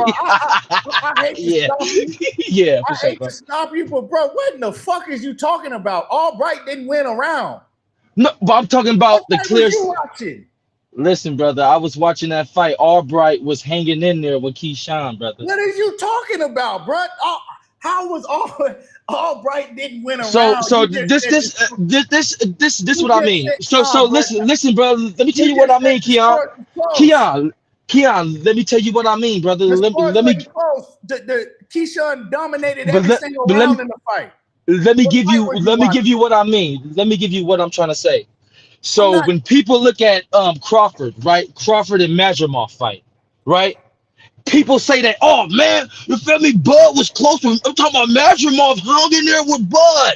But if you go and watch the That fight, wasn't that though. Madrimov, no, but listen, brother, if you go and watch the fight, Crawford won damn near every round. All Madrimov was doing was backing up Hold and on. running. Okay. No, but I'm trying to tell you my view That on wasn't what I'm saying. that Yeah. that wasn't that. Like Keyshawn dominated the fight, Mm, and then that was about to stop him. If the fight had went one more round, he was probably gonna stop him. okay. What is you talking about? All right. Albright So, got dominated. all Albright right. don't even believe what you saying. So So how are who's you better? saying that Keyshawn Who's didn't show better? no separation? Who's better that you think, Keon? Sorry for cutting you off, but who's better? Oh yeah, Bro. it's your show, man. I'm sorry for cutting Well, you off. hold on, man. Yeah, You yeah. just said that Keyshawn didn't show no separation from Albright. Like, what fight was you watching, dog? Well, I was literally watching the fight, brother, and Albright No, came you in. couldn't have been. Yeah, I was watching the fight, bro. I'm not gonna lie to You, you, bro. I watched the you fight. It couldn't have looked watched. Like, what? Keyshawn didn't show. Listen, Keyshawn showed All right, separation during the 10th round, bro. nah, bro, nah. It We not. wasn't it Nah, wasn't like the whole fight. It could have been a couple swing rounds in there, brother. Albright, nah. I seen You're Albright nah. winning rounds. You like now you just talking, bro. No, I'm Yeah, not. like No, I'm not. Well, you know, I respect you ain't you. did a film breakdown, man. You ain't did no type of film breakdown. Hold on. I Yeah. respect you for coming up here, but bro, you talking like this, I wouldn't like. Come on, man. Ain't Okay. nobody with ain't nobody that got two eyes can see that fight and say that fight was close. And it No, was a brother, lot of rounds in the fight. I'm not Bro, saying that the fight was close, yeah, brother. I never said the fight was close. I'm not. Nah, bro. I said that Devin would have showed separation, a little bit more of a separation of showing that Albright shouldn't have been in the ring. Hold on. Yeah. If you watch that fight, the only more separation Keyshawn could have showed was knocking him out. Knock it out. Yeah. Okay. He Okay. won Yeah, every I single feel round. that. I He feel won that. every single round in a dominant fashion, clearly. What is you talking about, bro? All right. Well, can I ask you this? I can't believe that you watched the fight and you getting up here But saying this, that. no, but I'm saying I thought Keyshawn, because he fought him already, I thought Keyshawn was just going to get him out of there. So that probably been my mind frame. I can agree what you just said. You feel me? What your point was, because my mindset was him getting him out of there. You feel me? And when he didn't, it was kind of like, so you know let's what I go mean? back to what I said. Now let's go back to what I said since we getting somewhere. Because you just came up here talking hella crazy. No, bro. Let's go back to what I said. Mhm. I said, now my whole thing was what could Devin Haney have done besides knock Albright out that Keyshawn didn't do, because Devin wasn't gonna stop Albright. Well, you never know. We don't know. I mean, Is Albright better than Brian Norman? When we hold on, Probably not. When we look at the track record, of Devin Haney, and we look at the track record of Nair Albright, yes, it tells you that Devin wouldn't have went in there and knocked Nair Albright out. Devin Haney has not had a knockout since 2018.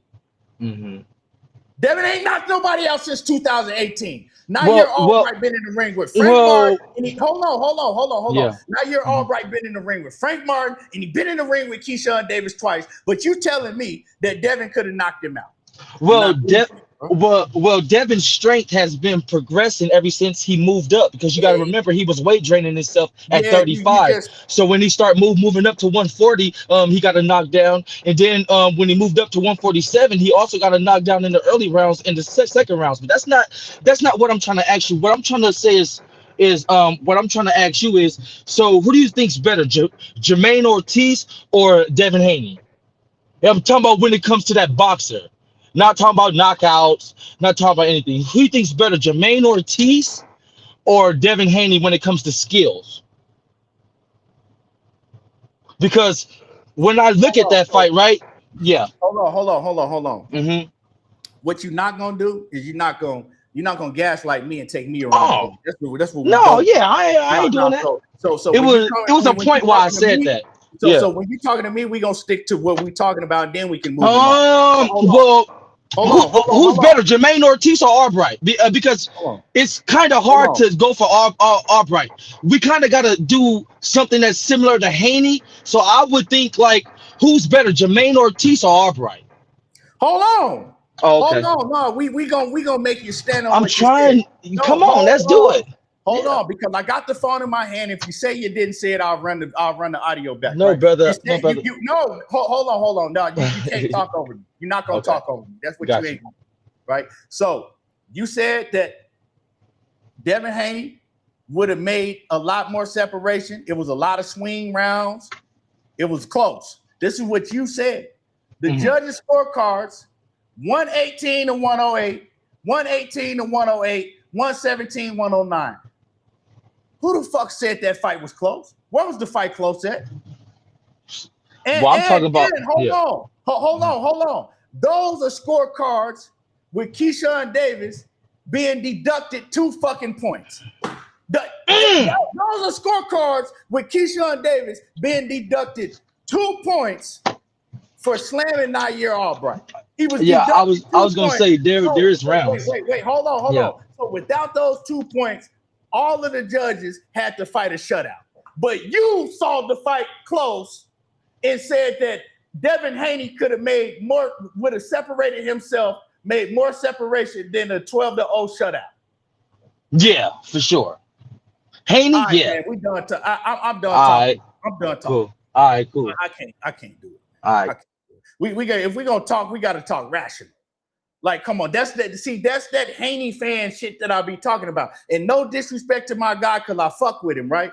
But if I'm gonna talk to somebody, I have to talk to somebody that's gonna keep it real and keep it rational. Not somebody that get up here and tell me that Devin Haney would have made a lot more separation than Keyshawn did because the fight was close and there was a lot of swing rounds and Keyshawn was having trouble with Albright. Like, what fight was you watching, bro?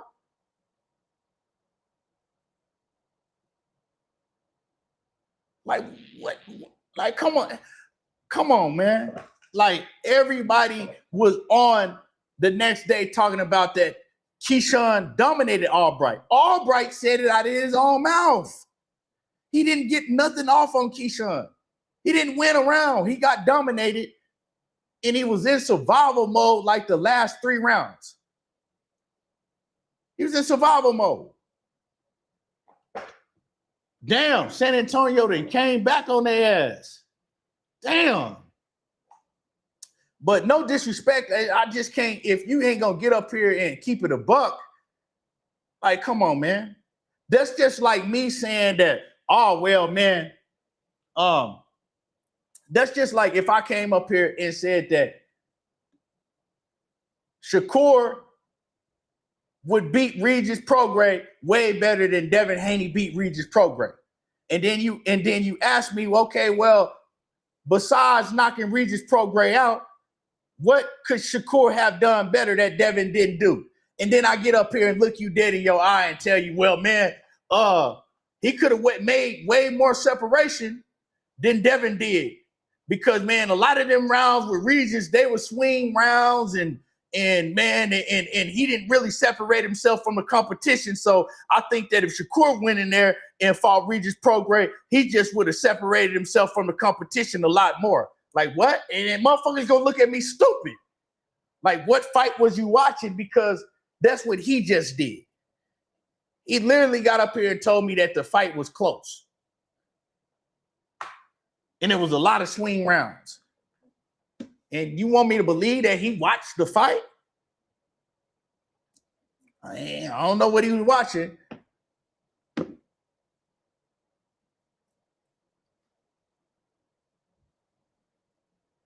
Southwest Dice, are you drunk right now?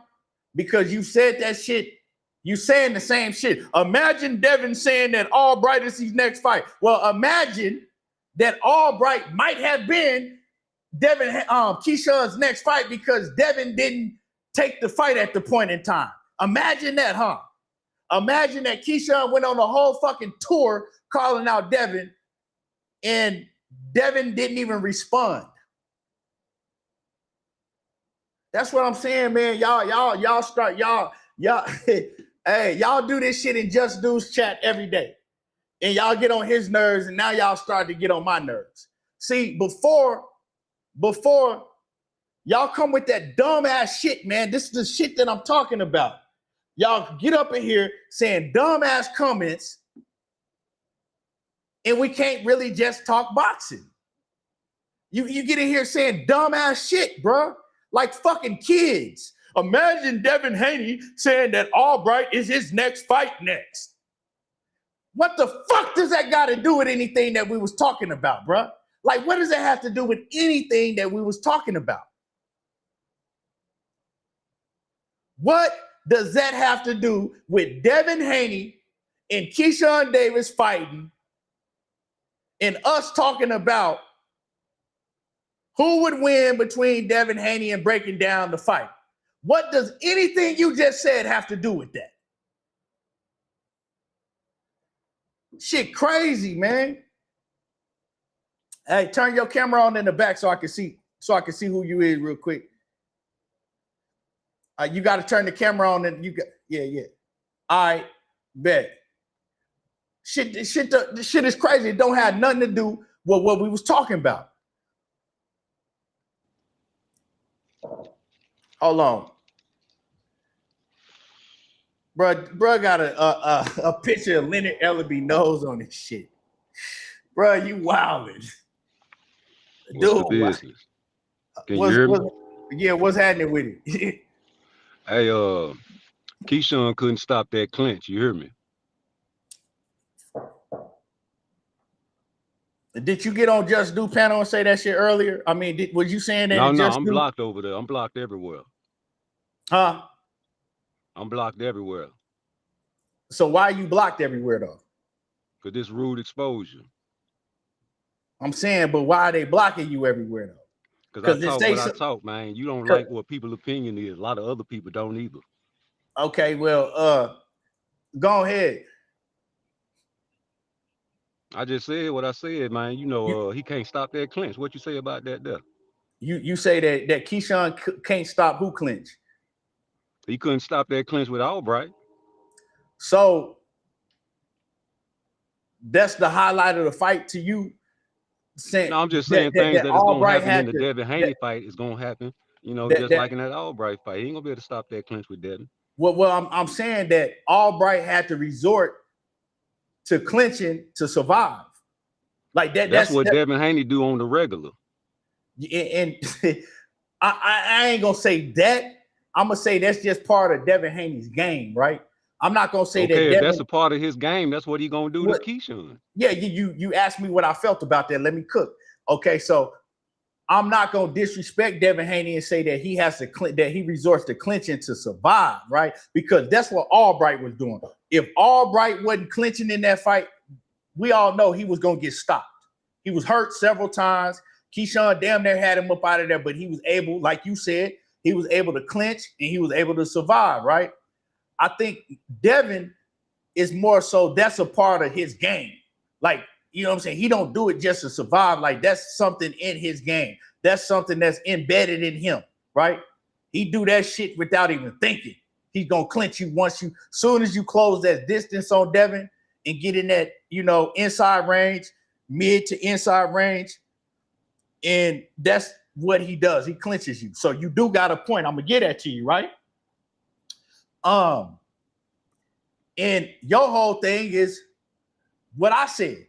I said we need to see who's stronger, right? I don't know if you heard me say that yesterday. I said this yesterday. I said that I've seen Devin be stronger in that clinch than everybody he's been in the ring with, right? I also said that I never seen nobody that Keyshawn has been in the ring with that he wasn't stronger than. Because Keyshawn, when they get to grappling, Keyshawn be throwing his opponents around just like Devin Haney do, right? So that's an aspect of that fight that's going to be real intriguing when they fight. That's something that we're going to be all looking for. Who is going to be the dominant man in the clinch? We ain't never seen nobody be able to dominate Devin in the clinch. Even, you know what I'm saying, even get with him in the clinch. We ain't been able, we haven't been able to see that with Keyshawn neither. But yeah, Albright was able to clinch because that's what he resorted to. He resorted to being in survival mode, and anytime he start getting off on me, I'ma just clinch his ass. So he was able to do that. That prevented the knockout, right? When you say he would have did this and he would have did that, how you know what a man would have did? When he prevented the clinch, when he prevented the knockout with the clinch, so it worked, and it's gonna work against Devin Haney as well. You said it's gonna work for Devin Haney. Is that what you said? Yeah, it's gonna work for. You know what I meant. It's gonna work. I said that in the beginning. It's gonna work for Devin Haney. So is you saying? So what you saying is Devin gonna win the fight with a clinch? No, I say that's, you said that's part of his game. I say that's part of his game. Okay. I say he gonna stick and move like he always do and box, and he gonna put the demonstration down on Keyshawn with the more power and the more strength and the more pedigree. Y'all say about pedigree. He grew up in the Mayweather gym. Okay. Well, Albright lost every round and he was clinching. So just because you know he didn't get him out of there like y'all said. Just because you can clinch don't mean you can win the fight like that. That ain't winning round. You know, man, you know, he was in there to avenge his brothers, man. I think he should have got him out of there. What about you? What? You said that I think he tried to get him out of there. Of course he tried to get him out of there. And it didn't work. Hold on, dog. Hold on. Do you know boxing? You obviously think we don't know boxing. I'm willing to bet. I'm talking to you. I ain't talking to we. People picking on Devin Haney to watch Keyshawn. They don't know nothing about boxing. So I'm willing to bet. Okay. I'm asking. So you telling me that you don't know nothing about boxing? Okay. Yeah, I don't know nothing about boxing except for betting money. How about that? Well, do you think? Are you sitting up here telling me that every fighter in the ring is gonna go? Some fighters get in the ring and they just not gonna go. They know how to survive. That's what happened to Albright. He ain't go. Just like we seen, everybody was on Errol Spence's helmet when he fought Mikey Garcia, but Mikey Garcia knows how to survive. More power to him, but you know that's Mr. No Tune-Up. And just lay down. I'm on Devin Haney and Keyshawn. Okay, that's what I'm telling you. You acting like, oh man, he couldn't get him up out of there. Devin wasn't gonna get. He couldn't. I ain't acting like nothing. He couldn't. Okay, would Devin had to got him up out of there? I don't know. Devin ain't no knockout artist. So what the fuck is we talking about then? I'm talking about master class. So you talking about a master class? He showed you a master class performance against Albright. Albright didn't win one round, and you coming up on the panel. But see, that's your opinion, though. That's just your opinion. No, it ain't no fucking opinion. It ain't opinion. Why you cussing at me, bro? I just read the scorecards, bro. I just read you the scorecards. It's not an opinion. But the scorecards be wrong. So you seen Albright win rounds in that fight. So all the scorecards be right. Okay, you know boxing, so all the scorecards throughout history be right. Since you know everything about boxing.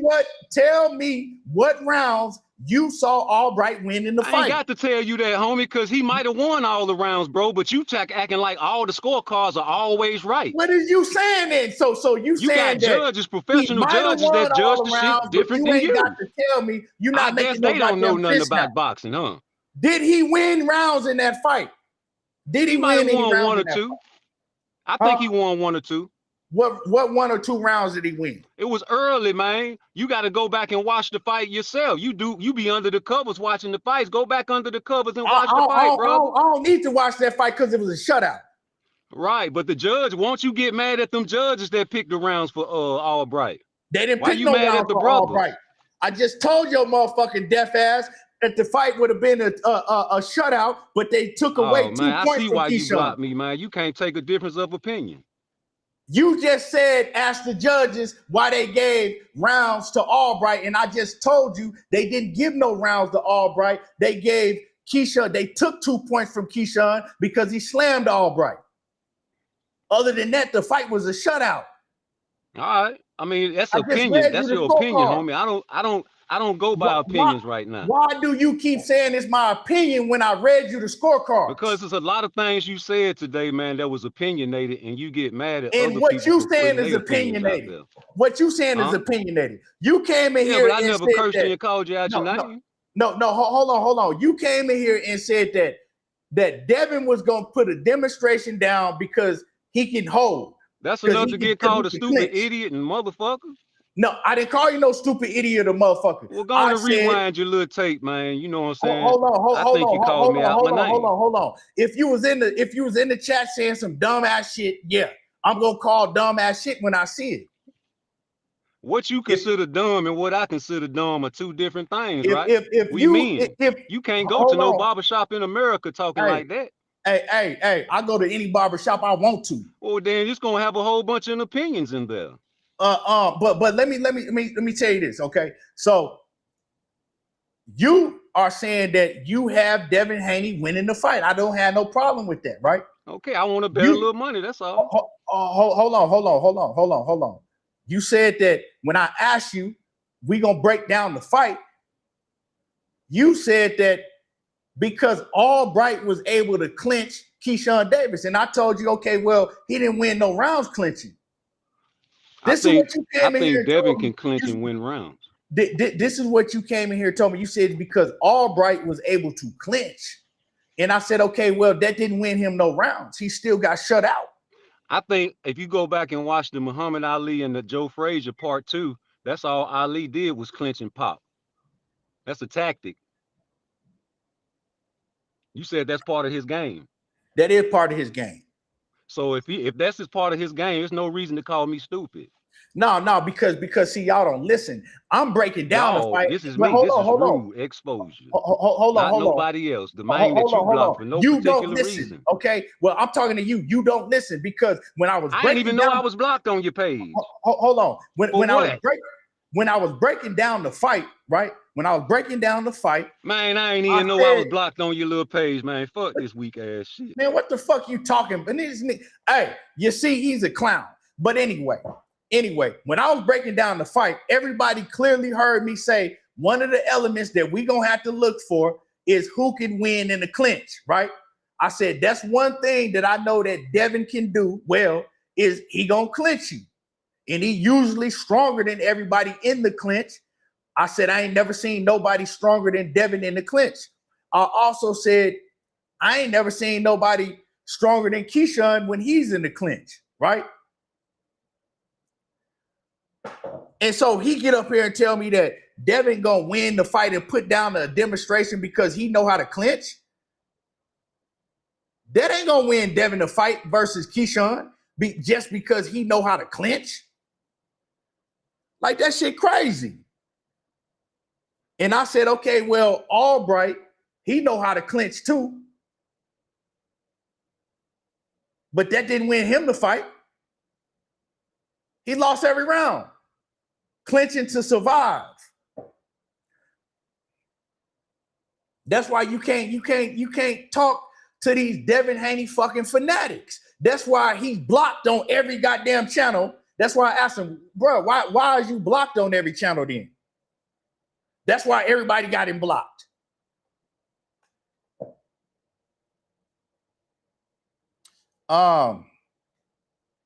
He say, my man say, let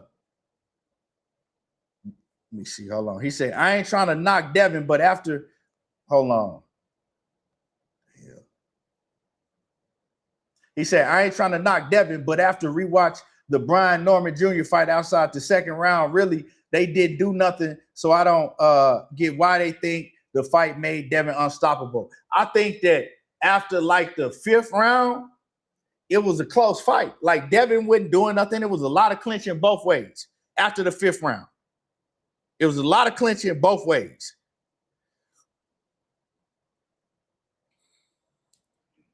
They'll run around here and make it seem like that Devin just dominated Brian Norman. He put on just a spectacular performance. It wasn't that. That's why I say, man, I'm not seeing shit from Devin Haney that show me that he fucking with Keyshawn. That's just my opinion. I don't have him beating Keyshawn. If somebody else have him beating Keyshawn, okay, tell me how he gonna beat Keyshawn. Telling me that he know how to clinch, that's how he going. You can't win a fight off of a clinch. You're not winning no fight off of no clinch.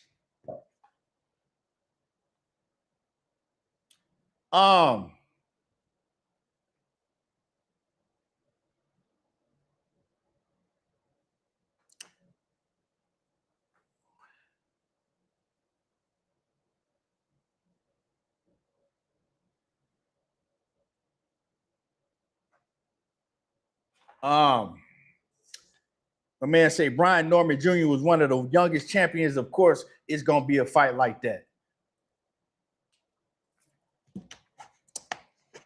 Pugilism say Keyshawn will frame and post. Keyshawn will frame and post on a Haney clinch.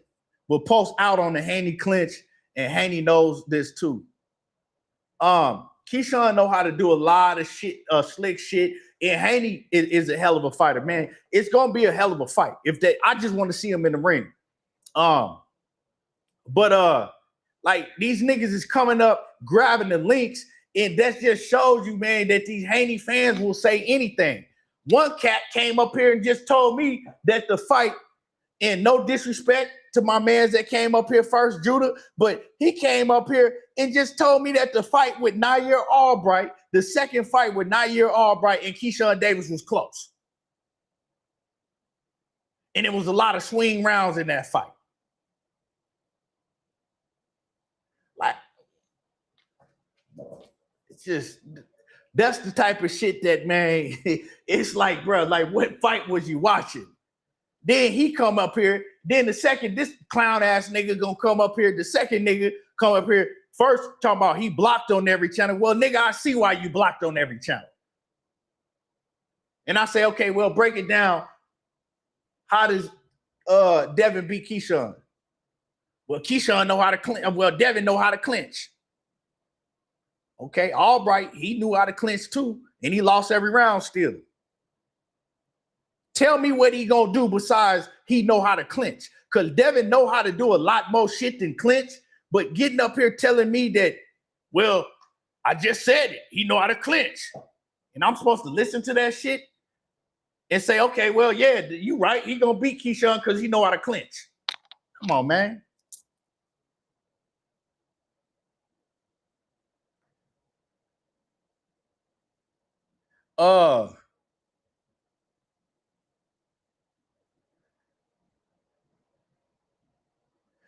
You did say it was close, dog. You said that the fight was close. You said, and then you said that, well, it was a lot of swing rounds in the fight. Bro, I could play the audio back. You said it was close. You said it was a lot of swing rounds in that fight.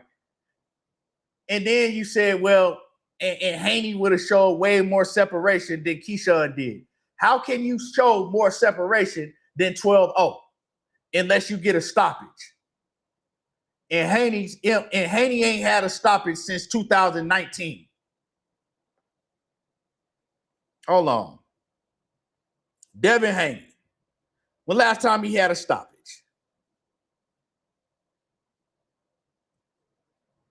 $2019. I know he ain't had a stoppage since 2019. Hold on. Nigga, we didn't have a pandemic, a war, all type of shit since 2019. Devin Haney last stoppage was September 13th. Well, that wasn't even a stoppage. Dude, Abdullayev quit. So Devin Haney real last stoppage was May 25th, 2019. May 25th, 2019. Right? That was Devin's last stoppage.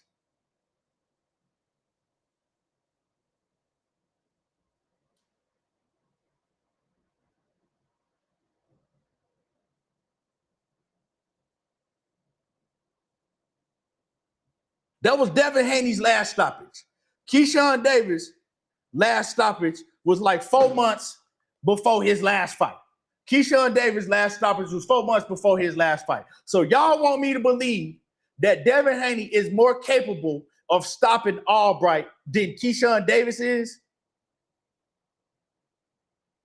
Somebody that was stopping every fighter that they got in the ring with? Come on, man.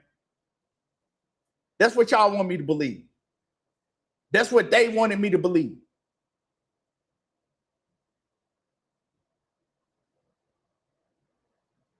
It doesn't matter, bro. A knockdown ain't no stoppage.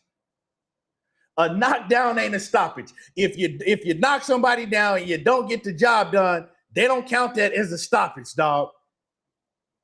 So you gotta stop, dog. You gotta stop, man. You just came up here and you said some, like, the shit that you said, it was crazy.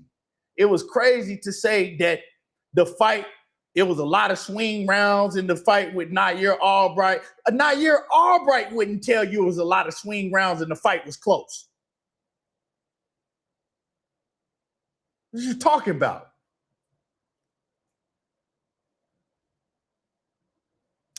Speak say, I think Devin will win based on experience, and I think Key doesn't take boxing serious enough to beat Devin. He have to stop partying, smoking, etc., in my opinion, to beat Devin. When last time have you seen, that's cool, that's your opinion, but when was the last time have you seen or heard of Keyshawn drinking and smoking? You can't just put that on the man, dog, and say that he has to stop partying, drinking, and smoking when you haven't seen that man drinking or smoking. He told you that he been and stopped drinking and smoking, so you can't just assume that. Now, you know, I respect what you're saying, that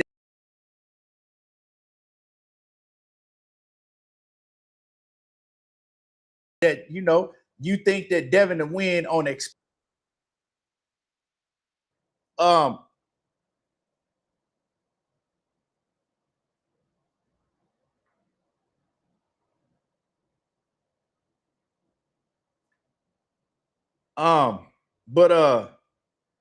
yeah, as far as my guy that came up here, bro, you just can't, like, you can't come up here and just say crazy shit, bro. It's just like somebody coming up here and saying that the Shakur Stevenson and Teofimo Lopez fight was close.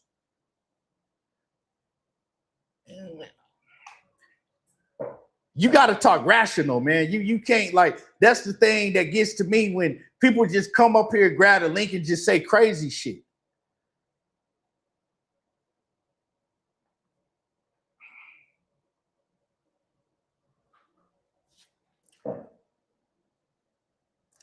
My man Mark said good fight, but Devin by narrow decision. Okay.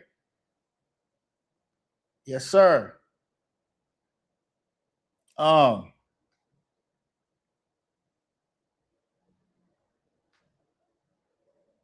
Now, as far as the Keyshawn Albright, I think that Keyshawn would have definitely stopped Albright if he had stepped on the gas earlier. I think that he took too long to, like, really go after Albright and you know, take it into fifth gear and press the gas on him. But it was winning. He won every round in dominant fashion, easy. Albright couldn't land no punches on Keyshawn. He couldn't get nothing off.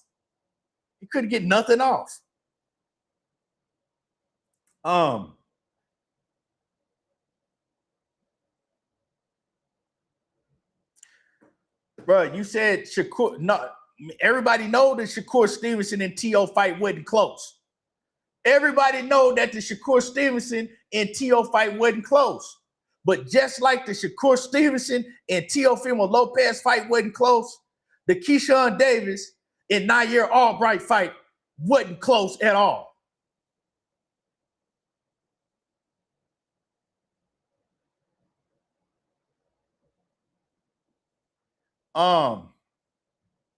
Jab Queen say last time before Edwin De Los Santos fight got canceled, I believe. What What was you referring to, Jag Queen?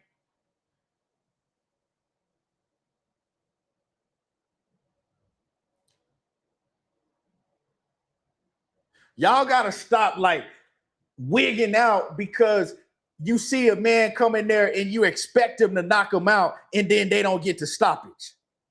Everybody ain't gonna get stopped. Like some fighters, they know how to survive. You know what I'm saying? That's all I was trying to tell that other clown that came up here and shit. Like everybody ain't gonna just get knocked out. Some fighters, they know how to survive. If we never seen Albright get stopped before, we can't just get pissed. You know, do I believe that Keyshawn would have gotten a stoppage? Yeah, I believe that, but that's just my opinion. That don't mean it would have happened. But it looked like that was the way that the fight was going to. It looked like that Albright was about that close from getting stopped. Everybody seen it. I'm not just making this shit up.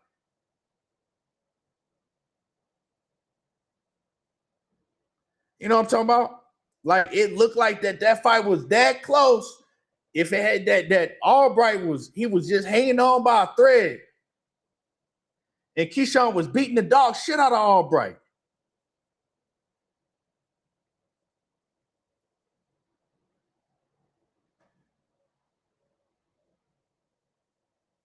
The only more separation that Keyshawn could have showed in that fight was to stop Albright.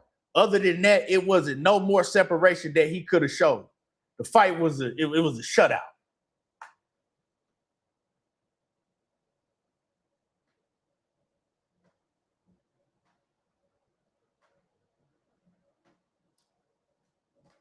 You know why that was so embarrassing for T.O.? Because T.O. ran his mouth so much. Like, this is the thing, man. Y'all should learn from T.O. because Devin Haney fans, if y'all go lose to Keyshawn Davis, it's going to be the same shit. You putting Devin back up against the wall because y'all seen what what T.O. did. T.O. talked so bad about Shakur Stevenson, right? Didn't give him no credit and then went out there and got fucking dominated and lost every round. Now you're looking stupid in the face. Now you're trying to make all type of excuses. Talking about, it was set up. It was all in the plans and all type of dumb shit he talking because he went out there and he didn't give his opponent no type of credit before the fight. Said Shakur Stevenson wasn't shit. Shakur Stevenson ain't got, he should have stayed at 126. He can't cut it at 135 and 140. He was saying all type of crazy shit. And went out there and didn't win a goddamn round. To tell you the truth, the T.O. and Shakur fight wasn't close at all, right? But it was closer than Albright and Keyshawn. The T.O. Shakur fight was closer than Albright and Keyshawn, and that fight wasn't close at all. I think I might have gave T.O. one round because if y'all look at it, T.O. did hurt Shakur to the body in one of them rounds. Shakur didn't show it because he got a good poker face. You know what I'm saying? He got a good poker face. But I seen when I said, oh yeah, Shakur got hurt. And then Shakur took the rest of that round off and T.O. did win that round.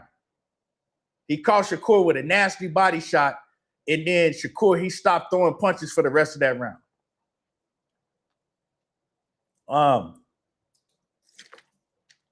Albright didn't have no success. He getting his ass beat from round 1 to round, was it a 10-round fight or was it a 12-round fight? Let me see. I think it was only 10 rounds. Oh, it was 12. It was 12 rounds. Yeah, he was getting his ass whooped from 1 to 12.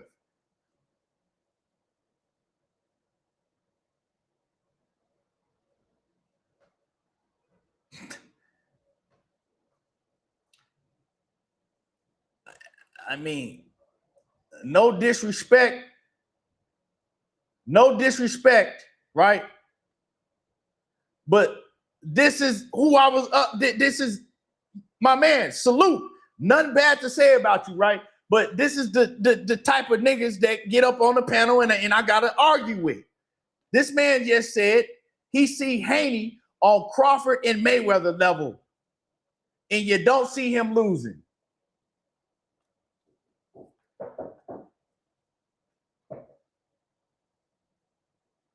Crawford and Mayweather level, right? Hold on, y'all. Crawford and Mayweather level. Y'all tripping, man. This man just told me he see Devin Haney on the same level of Crawford and Floyd Mayweather. I didn't heard everything. Come on, bro. Crawford, man, hey, you bold for saying that.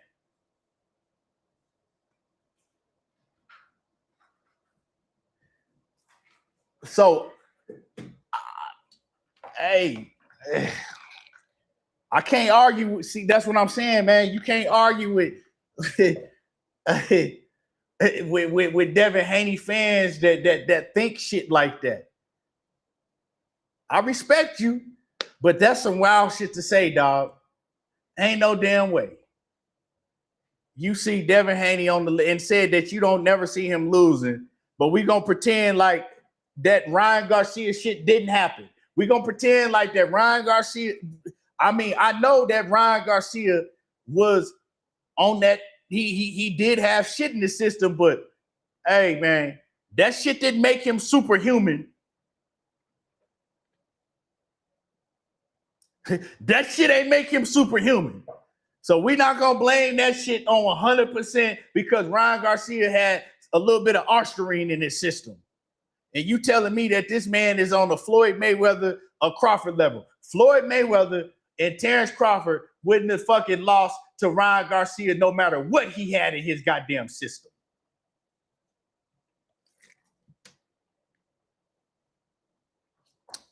But I can't, if that's what you think, brother, if that's what you think, my brother,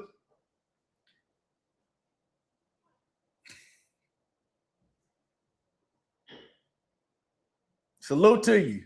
That's all I got to say, man. If that's what you think, my brother, hey, I can't. It is what it is, man. I'm lost for words. But if that's what you think,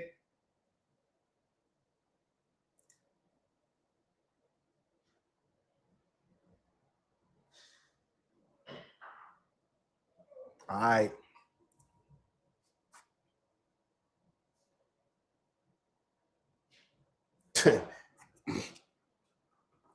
So that was your comeback, right?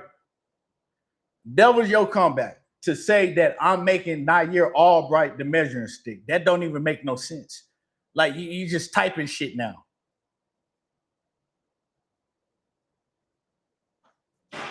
Now you're just typing, bro. Like I can't even. I can't talk to people that just. That's why I had to get you off the panel when you hopped up here. Like now you just typing. So you said your reasoning of thinking that Devin Haney will never lose and that Devin Haney is on the same level as Floyd Mayweather and Terrence Crawford is because both Mayweather and Crawford don't play around with drugs. The fuck does that got to do with anything, dog?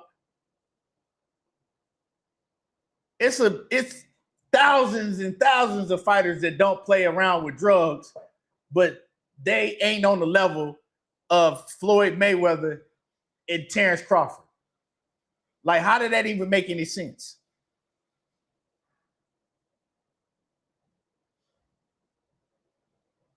All right, man. I'm done. I can't. I can't, man. I don't know how just do this shit for 4 and 5 hours every day, man, with y'all. Y'all gonna make my man, hey, cause I'm already up to here, man. Cause I can't, it's crazy, man. You can't talk rational to a lot of y'all just like delusional maniac boxing fans, like not even boxing fans, like fans of some of these fighters, man. You can't even have I enjoyed having Bill Haney on yesterday because we was able to have a legit, a real good man conversation. Speaking to some of y'all, it's just like, man, dog. Like, I might as well go outside and just bang my head up against a brick wall and shit. And then wonder why my forehead is bleeding. That's like, come on, man. Y'all say anything, I guess. I be wondering, do y'all just be doing that shit just to see what y'all, like, the type of energy you can get out of a nigga, or y'all, like, I don't know, man.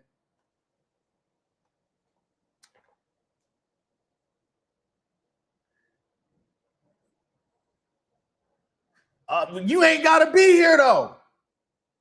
I'm not finna sit up if you get on. I'm not finna sit up in your shit and just say dumbass shit all day, and then be like, "Well, I feel like you." Come on, man. You ain't gotta be up in here. Like, real talk. I talk rational. I'm not up in here just saying dumbass shit.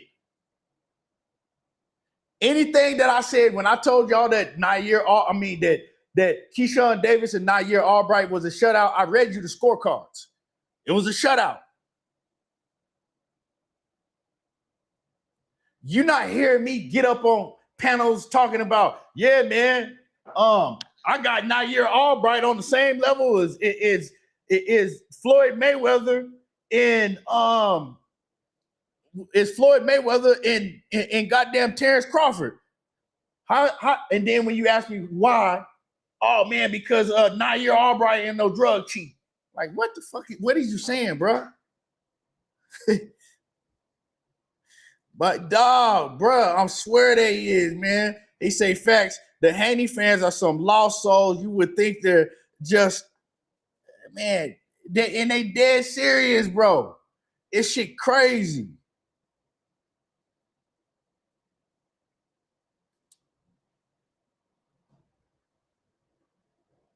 It's crazy. To Albright's credit, he also fought Jermaine Ortiz, and that Jermaine Ortiz gave T.O. and Lomo Albright, man, can fight. Albright can fight. Nobody's making Albright a measuring stick for nothing. I just told you the man got shut out. He got shut out. Albright is not on the level of Keyshawn Davis or Devin Haney. Everybody know that. The only reason we talking about a Nair Albright is because you came up here talking about the fight was fucking close with him and Keyshawn dominated every fight.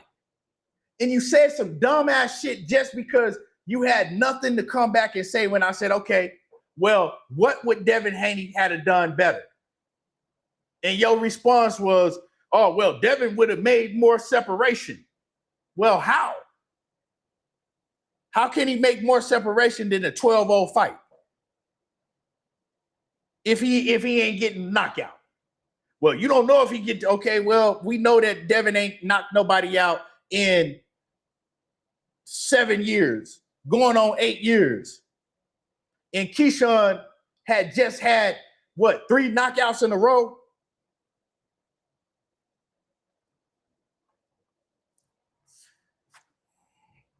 And see, this is the thing, man. Y'all fans get to talking real ignorant and crazy, and then it makes it seem like that somebody like me is bashing the fighter. When we ain't bashing the fighter, we just got to combat the dumb shit that y'all be saying. Like, I think that Devin Haney is a hell of a fighter. Ain't nothing bad to say about Devin. He's a hell of a fighter. But to say that, well, he would have done more to Albright, it wasn't nothing more to do other than get a knockout. And that was highly unlikely because Devin is not a knockout artist. Devin is not the puncher that Keyshawn Davis is. Devin's not the finisher that Keyshawn Davis is. So I'm not finna believe that Devin would have went in there and stopped Nair Albright if Keyshawn Davis didn't stop it. That's just not like, yeah, it's possible, but the possibility is very slim.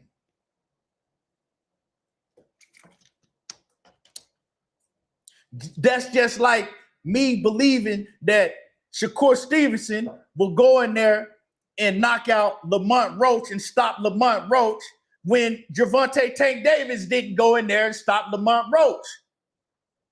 So I'm not going to believe that Shakur Stevenson is going to go in there and stop Lamont Roach when I see him in the ring with Tank Davis and Tank Davis couldn't do it. It's just like, man, it's like we got to think rational. We got to talk like we have some sense. Not just type shit just because y'all just fanned out over a fighter. You know what I'm saying? Just not to just talk shit because, man, you getting on my goddamn nerves, bro. Like now, because you're getting on my nerves, bro. The Southwest Dice, you getting on my nerves, bro. You like for to be as grown as you is and to be that fanned out, bro. You you gotta go. You getting on my nerves, man. Like for real. We ain't doing all of that no more. Like for real. You done said the same shit 59 times. And you just keep saying the same shit over and over and over. Oh, Devin wouldn't fight a guy like Albright. Devin wouldn't fight a guy like Albright. Devin just fought Jose Ramirez that was washed up.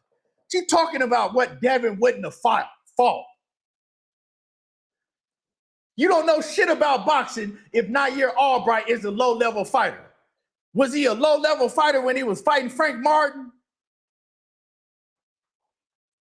Like y'all just like weirdos, man.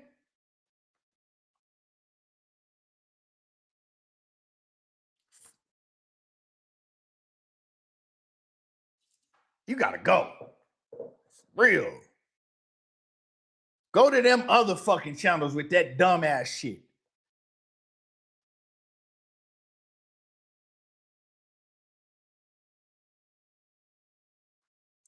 Like, come on, man. Like, I don't want to talk boxing with motherfuckers that just say stupid ass shit.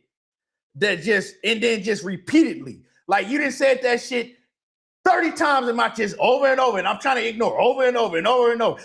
And you're not finna come in here and shit on fighters like that. Albright can fight. You know what I'm saying? You can't whoop the nigga, your next door neighbor, and you talking about Albright is some trash. And Devin wouldn't fight trash like Albright. Like, man, no, you gotta go, dog. We ain't doing that. Type of shit. I ain't dealing with niggas like that no more. Yeah, go and roll the dice somewhere else. Roll your motherfucking Southwest dice somewhere else, because you can't roll them over here no more.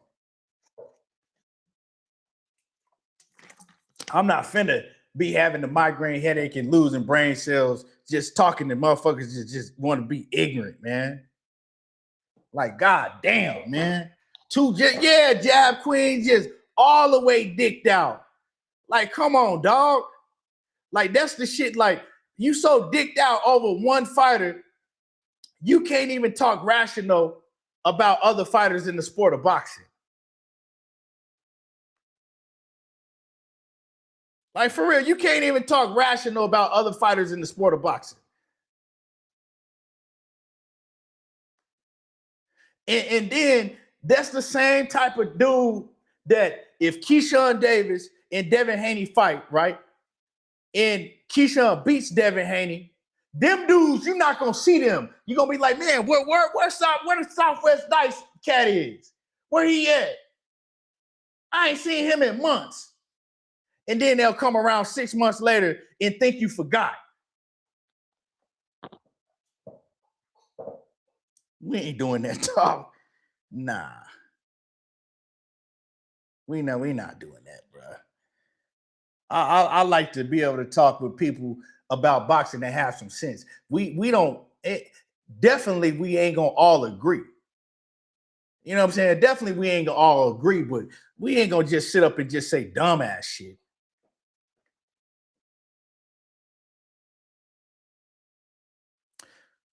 My man say, is Keyshawn Davis overrated? Nah, I think Keyshawn is underrated by if you listen to the fans. Because like I said, you got at least from what I seen, you got at least 90% of fans saying that Devin Haney is gonna run through Keyshawn Davis. And Keyshawn's not not ready and Keyshawn ain't this and Keyshawn ain't that. But when you look at the fights with Keyshawn Davis and you look at the fights with Devin Haney, it don't show me that. Like y'all, I'm gonna keep saying this shit. Devin is an elite fighter. But show me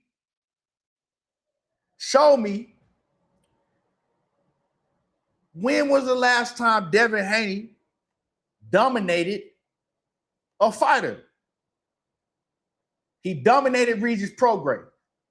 What other fighters did Devin Haney dominate that's on an elite level? I ain't never seen Devin Haney dominate another elite level fighter.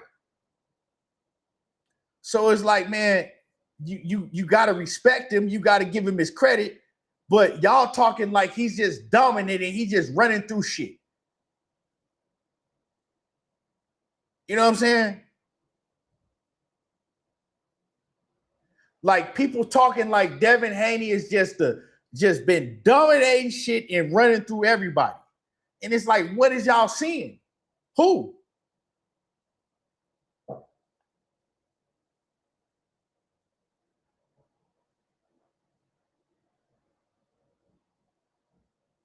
I can't wait. They got to make the fight, man.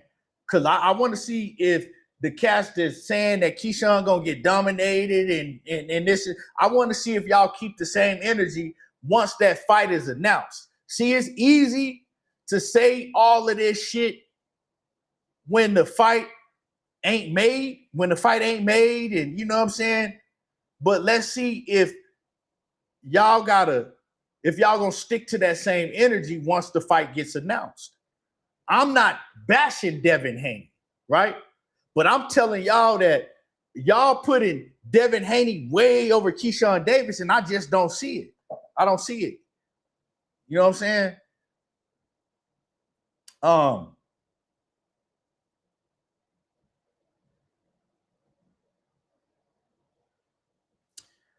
You said he only wants to give us the best fights. I've been rocking with him since JoJo Diaz. Fight haven't been disappointing yet. Yeah, okay, that's cool. But that's not what we're talking about, right? That's not what we're talking about. Nobody's saying that he's not doing this and he's not doing that. All I'm saying is that y'all are acting like that. The ones that are saying that Keyshawn is gonna dominate Devin. I mean Devin Haney is gonna dominate Keyshawn Davis and all of this and put on the display against him. Who has he done that to get y'all to say that? Where y'all getting this from? He hasn't done that to no other fighter on Keyshawn Davis's level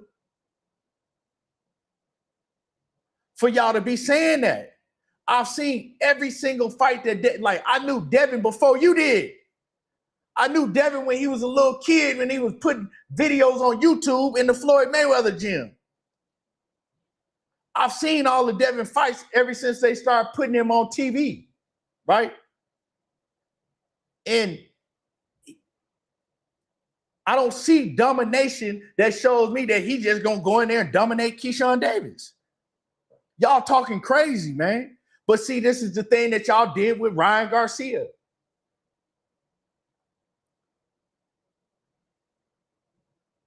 Like, Devin is not like, Devin is, okay, all right.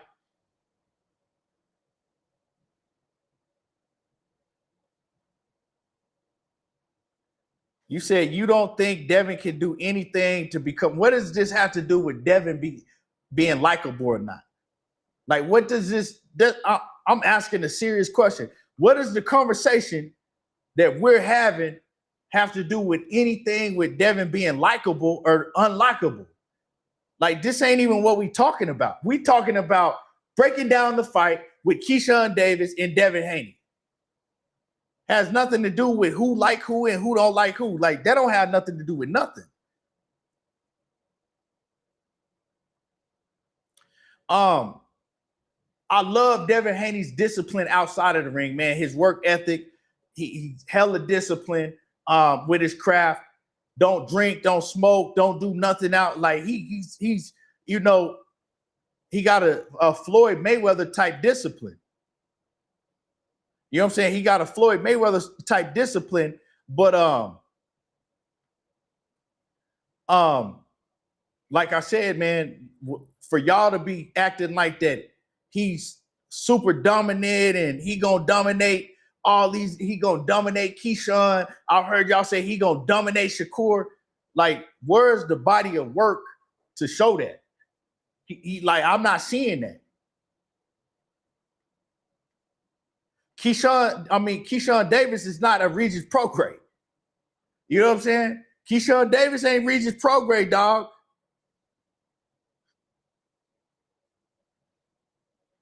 Devin didn't dominate Brian Norman Jr. like that. You know what I'm saying? Devin didn't dominate Vasil Lomachenko, who looked like a child next to Devin Haney. That's how much smaller he was.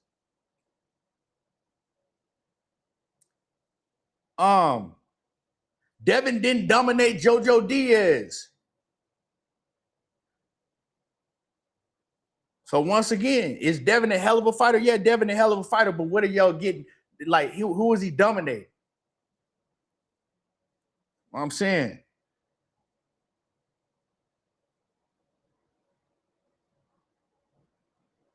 Shit crazy, man. That's all I'm saying.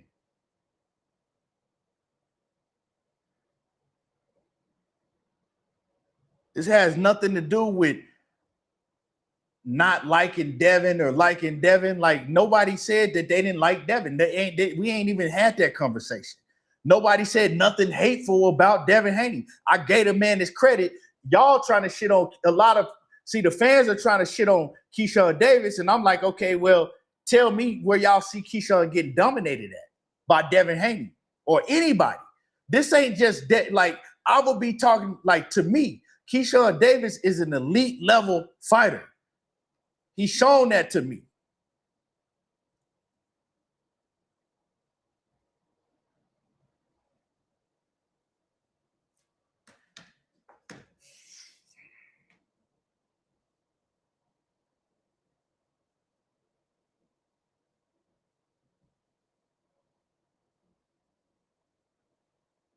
I'm gonna wrap it up after this. I ain't doing it no more.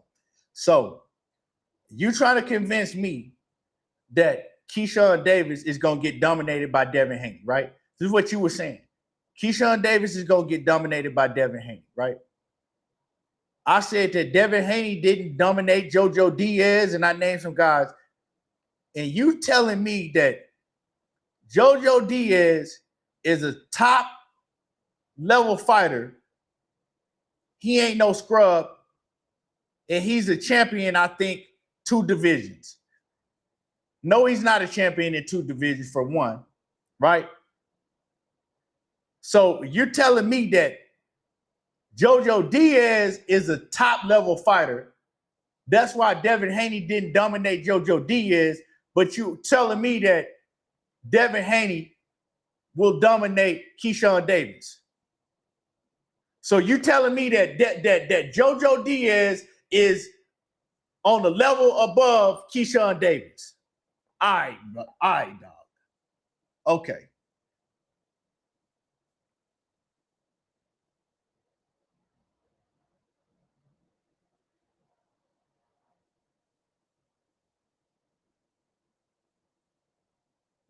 All right, man. I'm all right, bet. Shit. Man, man. Oh, man. Yeah, but I just hope they make the fight. You know, shout out to Bill Haney, man. We got some straightening. I be wanting to engage with the comments and shit, but then you get dudes that just want to just disrupt shit. You know, come in, just say just some outrageous, wild shit, and I guess they just like to argue just to argue. Yeah, man. So what I took from this live stream, I learned that Devin Haney is the same level fighter as Floyd Mayweather and Terrence Crawford. I also learned that Devin Haney will beat Keyshawn Davis solely off of being able to clinch. And yeah, that's what we got. I hope they make the fight, man. Hope they make the fight. When they make the fight, may the best man win. I got Keyshawn Davis. 95, it looked like 95% of people, they got Devin Haney winning. And shit. Only thing to do is for Bill to stand on his word and make the fight happen, man. Everybody around the higher ups, the managers on Keyshawn Davis' side, the people on Devin Haney's side, let's make it happen, man. Put the shit together and yeah. Hopefully this shit happen within the next 3 months, and you know, we'll come to the conclusion. And you know, when we talk about it, we'll be able to talk about who got their ass whooped. That's cool. I said that I thought Haney was a great fighter too. I don't think he's the greatest fighter. You know what I'm saying? I think that he's a great fighter too. I just think that Keyshawn Davis is better. That's it. That's all.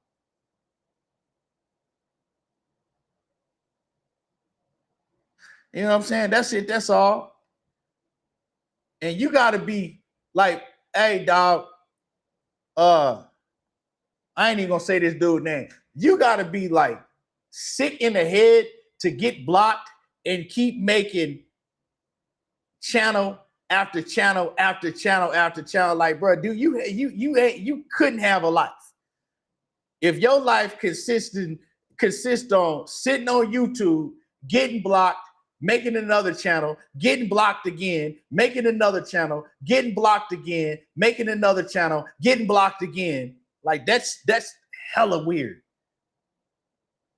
You know what I'm saying? If that's what your life consists of, bro, yeah, I'm gonna pray for you. These dudes be like crazy, man. But man, I fuck with my guy. You know what I'm saying? I fuck with my guy, Tremel Browning. Salute. You do be saying some off the wall crazy shit, dog, but I fuck with you. You know what I'm saying? Because you respectful, but you be saying some crazy shit. I gotta let you know the shit that come out of your mouth when it come to Devin Haney is crazy as hell.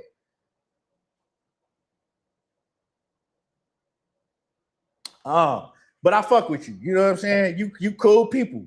Even when you came up here and start saying that crazy shit that you were saying, I just couldn't. It wasn't gonna go nowhere. Wasn't gonna go nowhere. You feel me? You know what I'm saying? It just wasn't gonna go nowhere. So it was, was that. You know what? I want to see something, right? I want to see something. Hold on.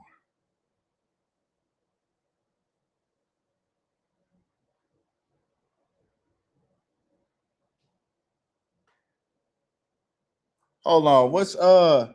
What's dude channel?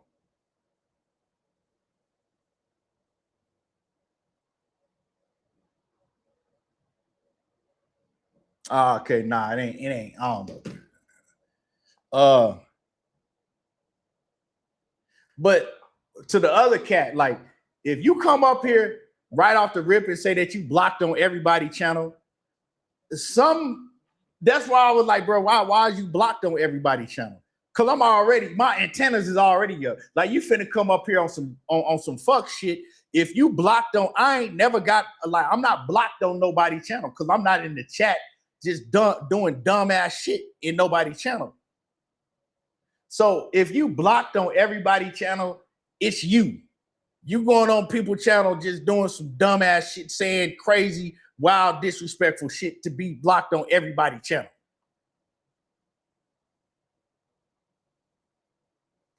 A man say, he said, you already know I was the same way with Crawford, bro. I'm not gonna even lie about that. And that's why I love boxing, and I appreciate what y'all do as well. Nah, salute to you, dog. Salute to you. But Crawford and Devin Haney, bro, the levels between Crawford and Devin Haney and Mayweather and Devin Haney, it's not, they ain't in the same conversation, bro. They not in the same conversation, but you know, that's my opinion. If you believe in Devin Haney like that, who am I to tell you that you can't believe in Devin Haney like that? You feel me? I don't got no problem with it. I can't tell you that you can't believe in Devin Haney like that. But what I can tell you is that you can't sit here and tell me that you're Albright and Keyshawn Davis was close and there was swing rounds in that fight and Devin could have made more separation. You can't tell me that. But you can believe in your fighter. That's your guy. If you want to believe, I don't. Yeah. Like, I believed Roy Jones couldn't be beat when I was growing up as a kid, though.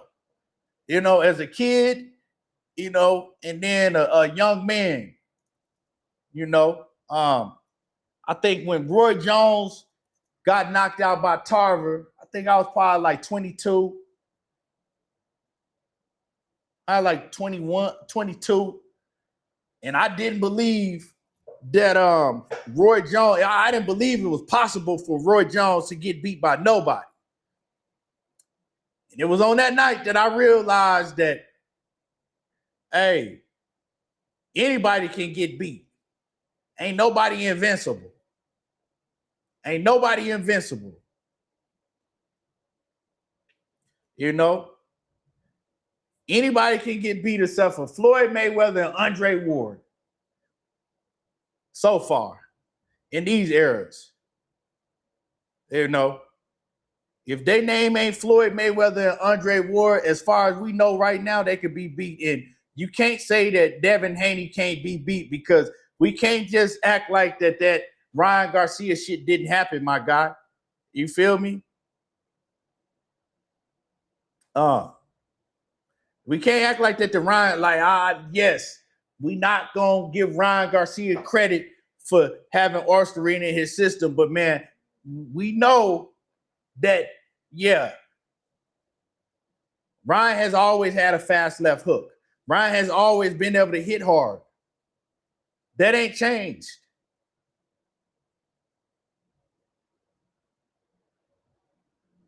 You know what I'm saying? That ain't changed.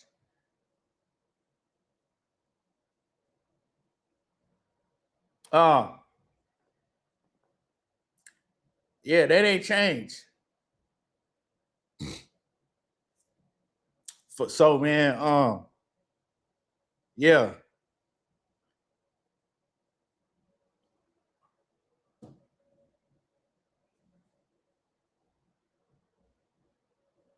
Yeah, he was overweight and he was out of shape too.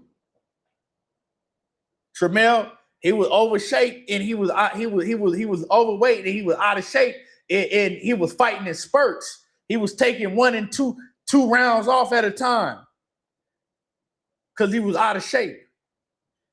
But you know, man, shit, fuck Ryan Garcia. Shit. I'm just saying.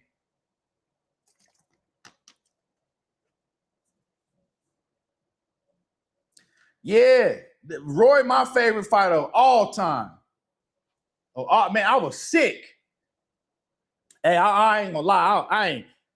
It's like, see, now I don't like, I'm not tripping if a fighter that I like lose. Like, I honestly don't trip like that. Like, honestly, I just be excited to see the fight. Like, it be so much of back and forth and bullshit going on with the business of boxing and the promoters, and the fight's not happening. Like, Errol Spence, when Errol Spence lost to Terrence Crawford, I was like, I was cool. I was like, I was just excited that had a chance to watch the fight finally, right? So I don't trip if a fighter that I like lose now. I'm not invested in none of these fighters like that now. Unless I got my money on the line, then I'm gonna feel some type of way. Yeah, I lose some money on the fighter, yeah, then I'm gonna feel some type of way, but yeah, they don't. Yeah, I rarely, like, It's a rare occasion that I really, really study a fighter and look into them and they lose. That shit rarely happened with me.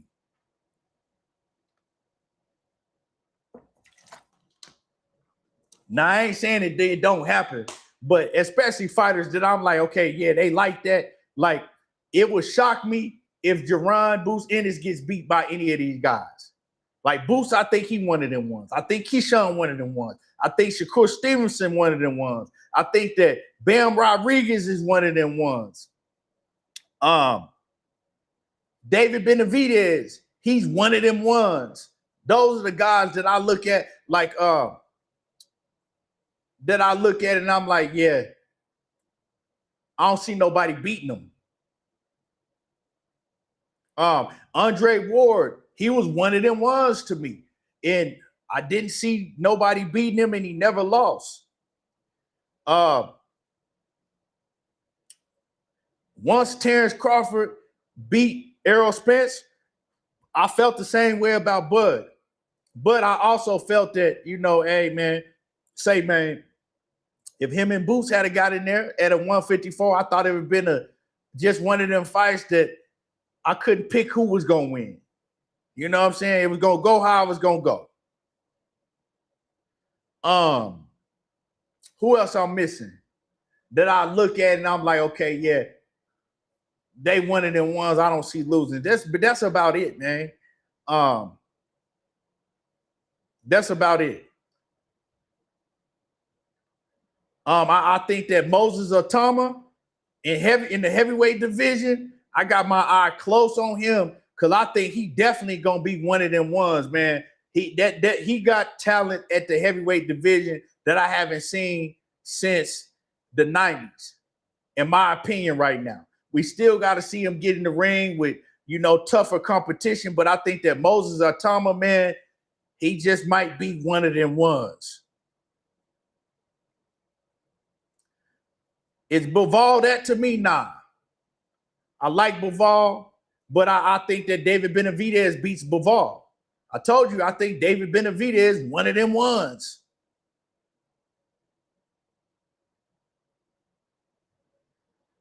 You know what I'm saying? It's not a lot of fighters it's only a few fighters that I look at and I think like, yeah. You know? I think that Tank Davis is a hell of a fighter, but I never looked at him as like one of them ones. Like that, and what I mean by that is a fighter that could face all of the top fighters and not lose. I just never, you know, I seen, you know, what I seen.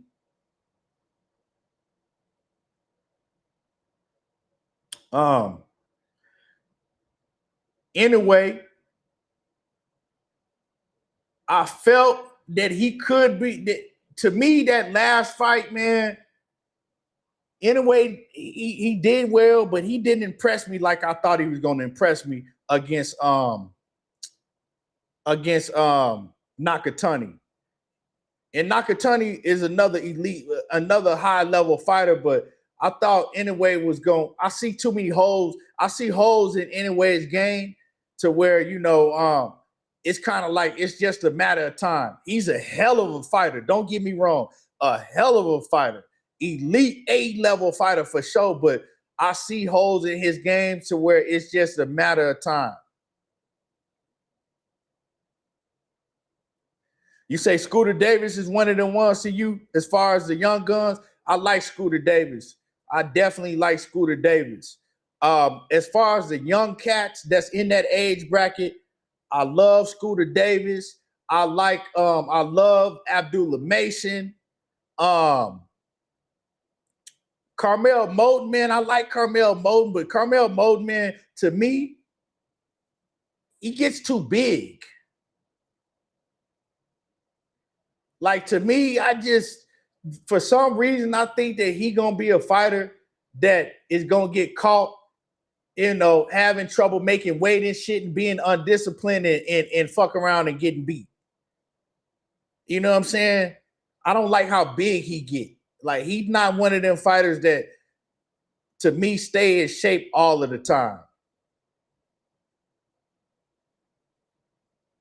he's hella talented, but I just don't like when I look at he don't look like that to me that he stays in shape all the time.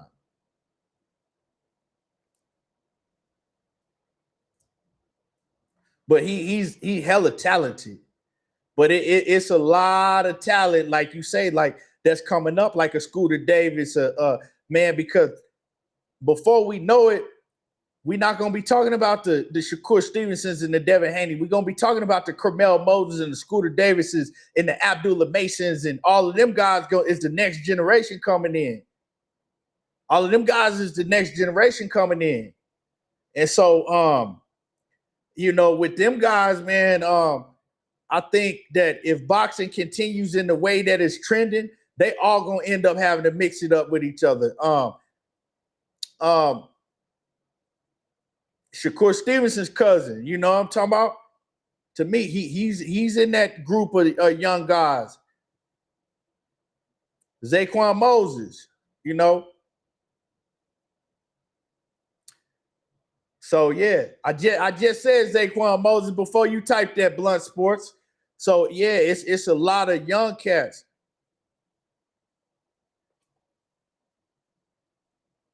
Yeah, it's a lot of young cats. I swear this some of y'all is weirdos, man. This dude did made at least 10 different channels since this live stream and got blocked on all of them. And keep on making channels. Like you really gotta have some type of mental illness. Like for real. You really gotta have some type of mental illness. Real talk. Now go make another channel. I want to see how fast you can make another channel. Like you really gotta have some type of mental illness. Ain't no way I'm finna get blocked and just keep coming back and make it. Well, let me go make another channel. Let me go make up another email and go make another channel. Hey, dog, can I borrow your, you got an email I can borrow so I can make another channel and hop in this comment? Oh, okay. I got blocked again. Let me go make another channel. Like you got to have a real mental illness. I don't know where they find some of y'all dudes at. They need to start making some of y'all taking like a mental test just to even get on YouTube. Because YouTube ain't where you need to be. Real, you need to be somewhere in goddamn a straitjacket somewhere in somebody's hospital getting some medication. That's where you need to be at. You need to be in a straitjacket, hemmed up in somebody's hospital getting force-fed some medication. But you ain't got it all upstairs, dog. Damn. Back to what we were talking about. Jamal Harvey, good, too sharp. I gotta check him out, Jab Queen. I gotta go check him out. You say Zaquan decent. I like Zaquan how he looked in his last fight, but I think that Zaquan got to get stronger. You know what I'm talking about? Zaquan, to me, he got to get stronger. He got to put some muscle on him. And one thing about Zaquan, I see like he got to get stronger because right now he get in the ring with a Carmel Moden. Carmel Moden go. Yeah, Carmel Moden too strong for him right now. I do see that because him and Zaquan and Moden was going back and forth, and Carmel Moden gonna get in there and try to bully him. You know what I'm saying? Zaquan got the skill set, speed, you know what I'm saying? Defense, and he getting better and better, but he need to get stronger. Cause this ain't the amateurs no more. You know what I'm saying? You can get away with that shit in the amateurs, but not in the pros. He gotta put on some muscle and get his strength and conditioning work up. He gotta get stronger, man.